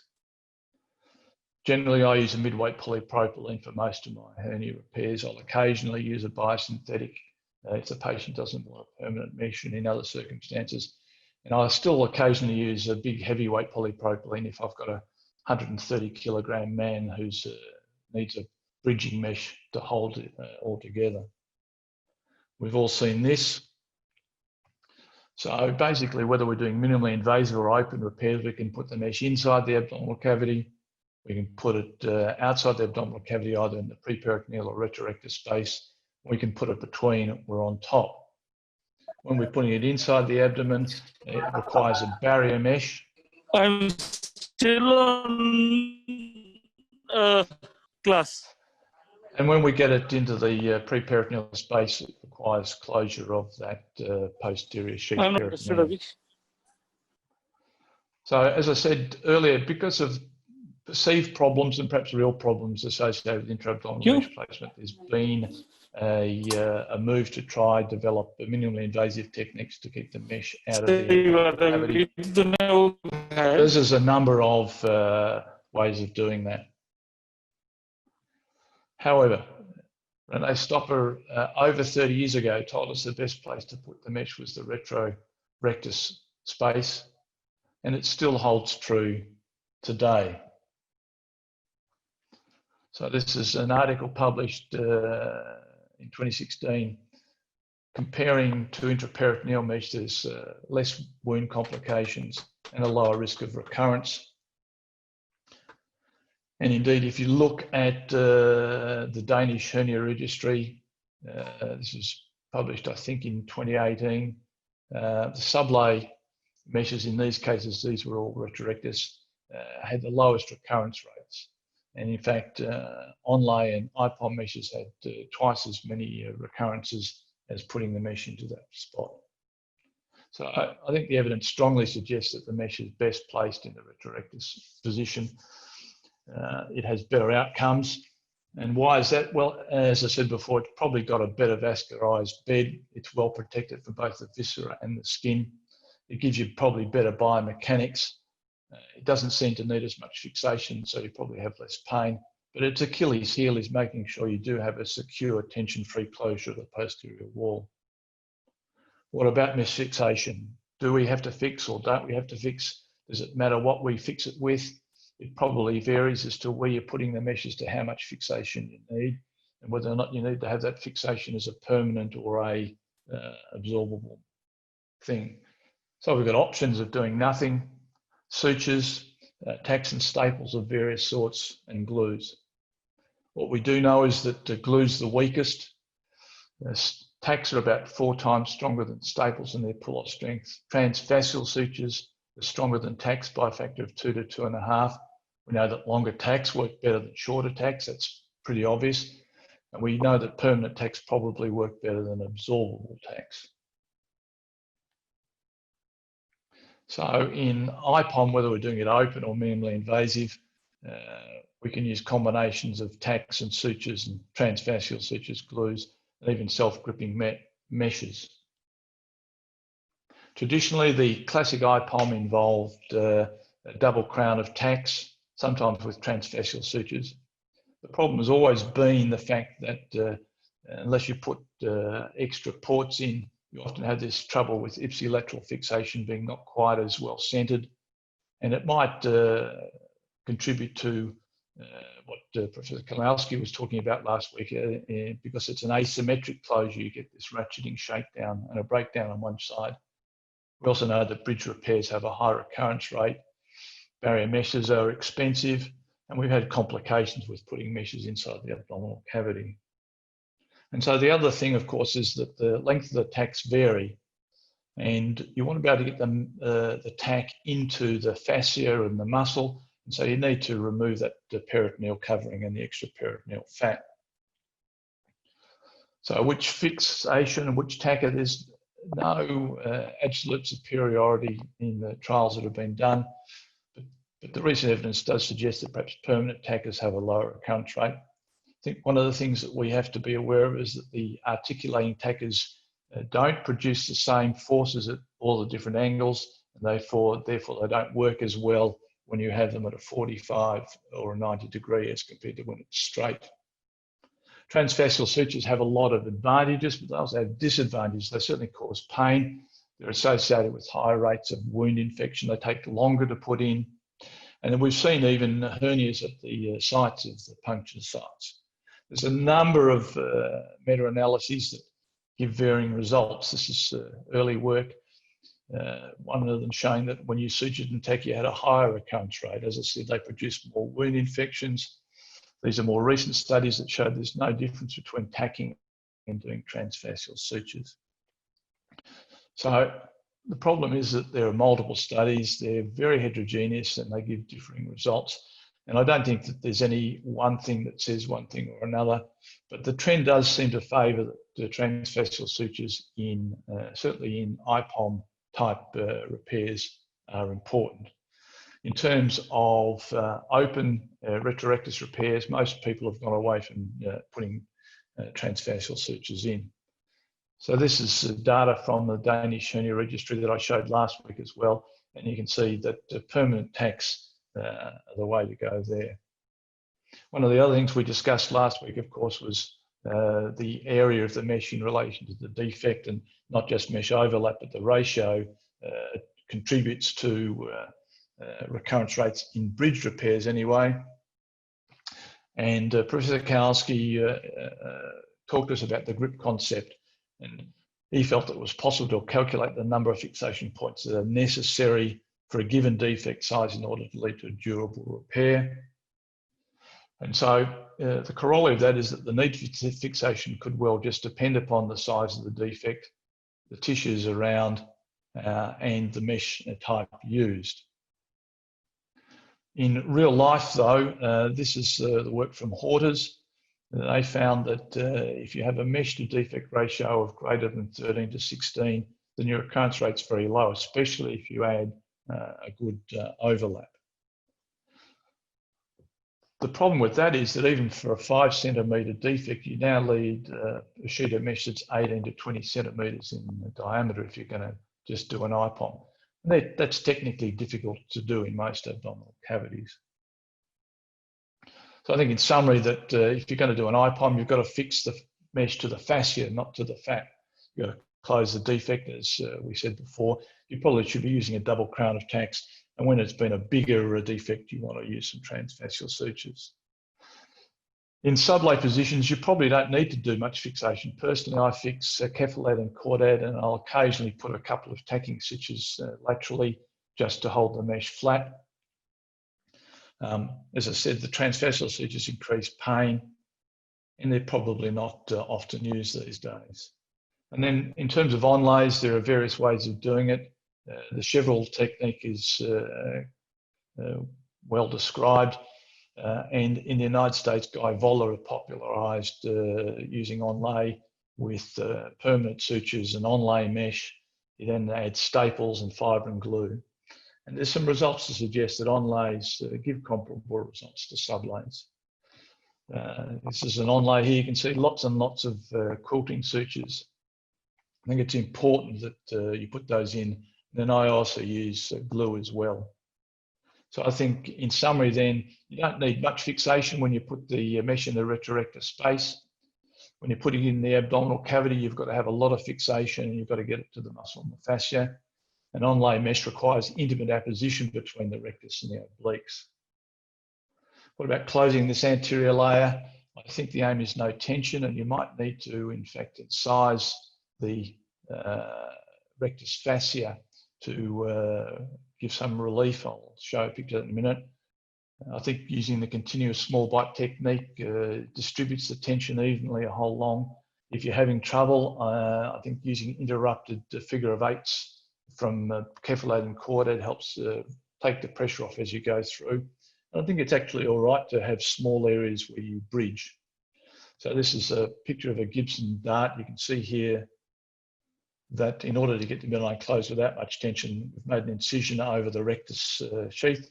This is rectus muscle, and there's an inlay here of a biosynthetic mesh.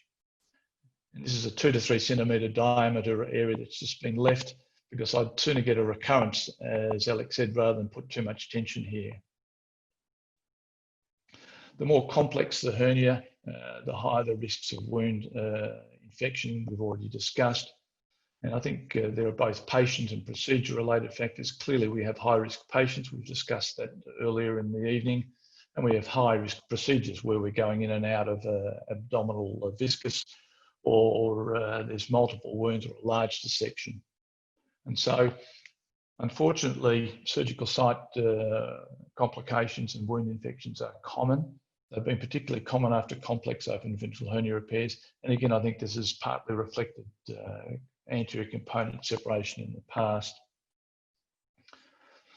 So modifying those risks of infection involves us doing correct tissue handling, appropriate antisepsis, and avoiding enterotomy. So enterotomy is bad news.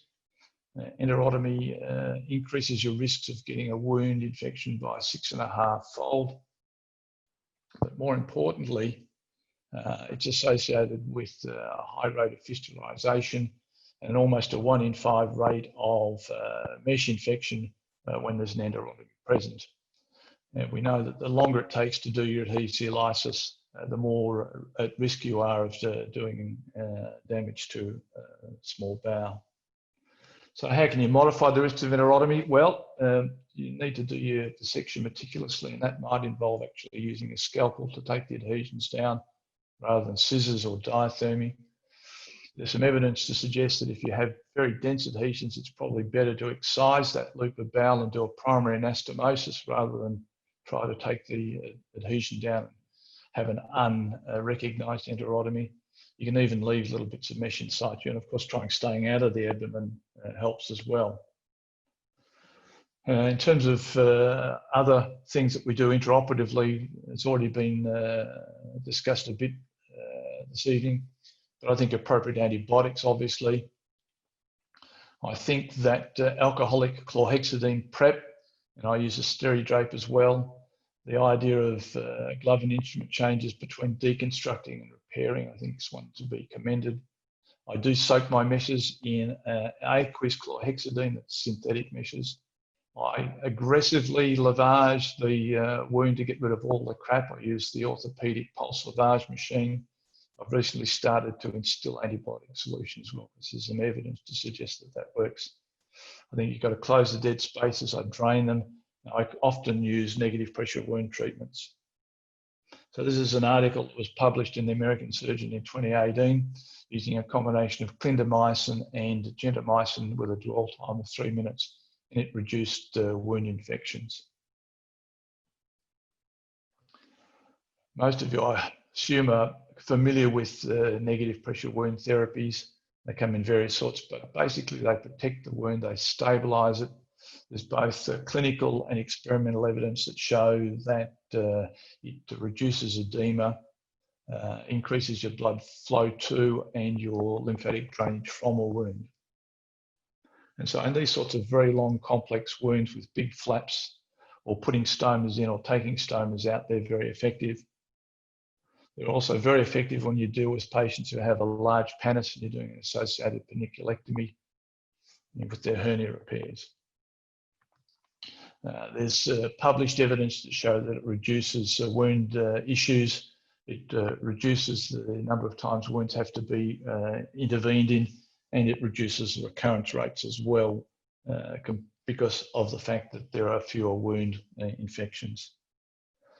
Just quickly about mesh infection, it's associated with these factors, and all of these factors, of course, mean that they're complex hernias. It's a late onset phenomenon. Salvage is rare, and the work from Todd Hennifer's group showed that it's rare and probably you won't get mesh salvaged if the patient continues to smoke, if it's multi-filament polyester, or if there's a barrier coating. What about hernia repair in the obese? Well, the evidence suggests that all techniques are relatively safe with low complication rates. Clearly, we have lower wound complications when we use minimally invasive techniques. We know that the recurrence rate increases above 40, as Ramana said, and wound infections increase substantially over 45. One of the problems is that in the open repair, you do need to deal with the associated soft tissue problems. What about the bariatric surgery? Well, we know that it's safe to combine both, but it's probably better to do the weight loss surgery first if you can convince the patient to have it. And I think the robot is going to come into its own in terms of hernia repairs in morbidly obese patients, simply because of the surgeon ergonomics. But there are straightforward IPOMs that can be done. Patients who have a gynecoid body habitus, who have relatively small and relatively central defects. So these sorts of defects in this sort of patient are ideal to be repaired with an IPOM. And then post-operatively, I think I'm a big believer in preemptive pain relief. We put nerve blocks in all my patients. I give them regular pain relief. And in particular, patients who've had problems with chronic pain, I give them pregabalin or gabapentin. I put drains in, use binders. I often refer them off to the physiotherapy to help rehabilitate their abdominal wall musculature. So as a summary then, I think it doesn't matter what platform you use, it varies. I think you should close the defect, and you probably might consider using a permanent suture. Putting the mesh in the extraperitoneal space is important and needs wide overlap. I think minimal fixation is required in that area. I think you need to be aggressive in your wound prophylaxis and your pain prophylaxis. So try to make a tomato salad, not a fruit salad. Choose your patients appropriately, optimize them, give the appropriate surgery for that given hernia in a given patient, and optimize the recovery. Malcolm Gladwell said that the key to good decision making is not knowledge, it's understanding, and I think you need to understand what you're doing. And finally, I think good surgery trumps all. Thank you.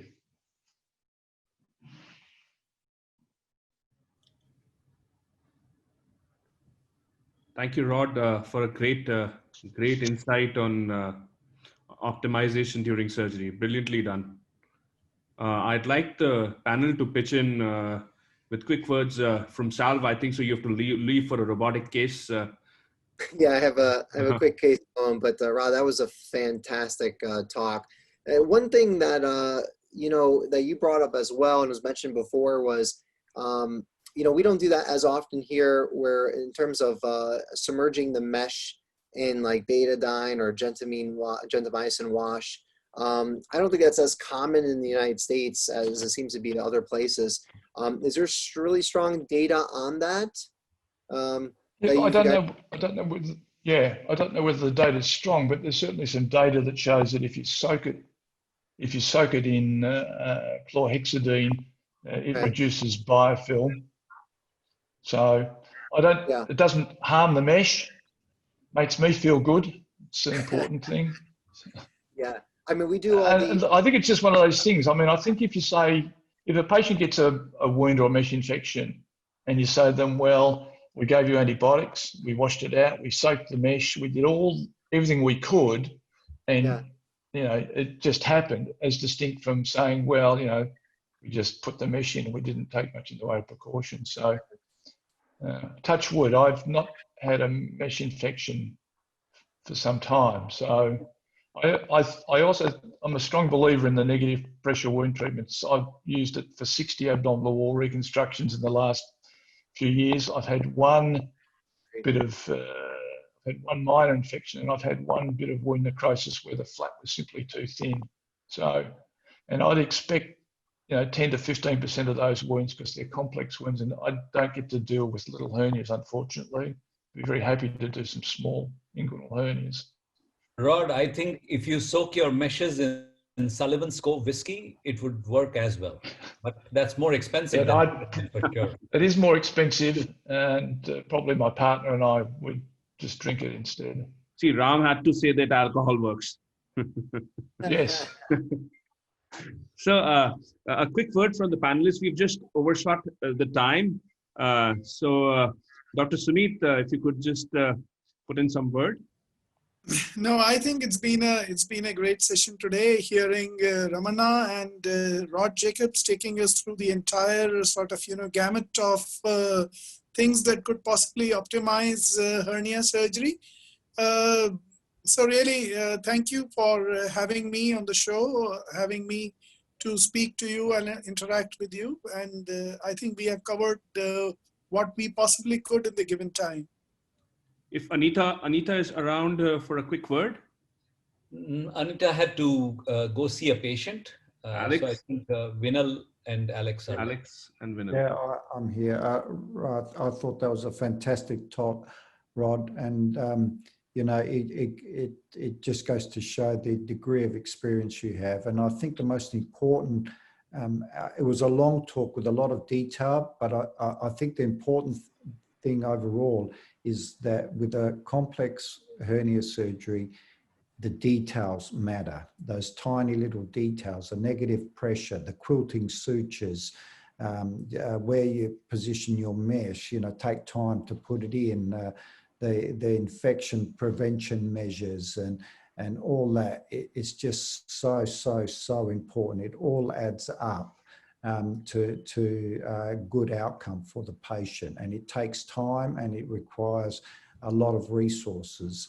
So I think you've covered it all, and I thought it was one of the best talks I've heard, and it just goes to show, because you've got a huge experience, and but the detail is the most important aspect. Detail matters. Thank you. Thanks. So Dr. Vinal, if you could just pitch in with a quick word. Yeah, thank you so much. This was both topics were hugely important topics, and we can understand the importance of frailty with obesity and visceral adiposity over the abdominal adiposity, and if we can take the care of nutrition of the patient, other than controlling diabetes and infections and etc., and prehabilitation of the patient, I think we will get the good results.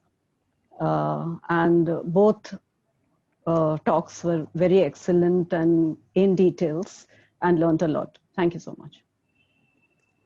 So due to shortage of time, I think so the discussions can be carried on the Facebook page where this has been put up live. We would be, I think so the panel is almost there and would be happy to answer and take on questions and take discussions further. Ram, if you could just conclude.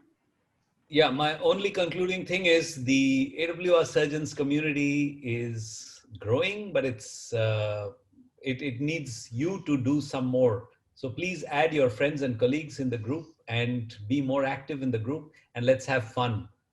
Thank you.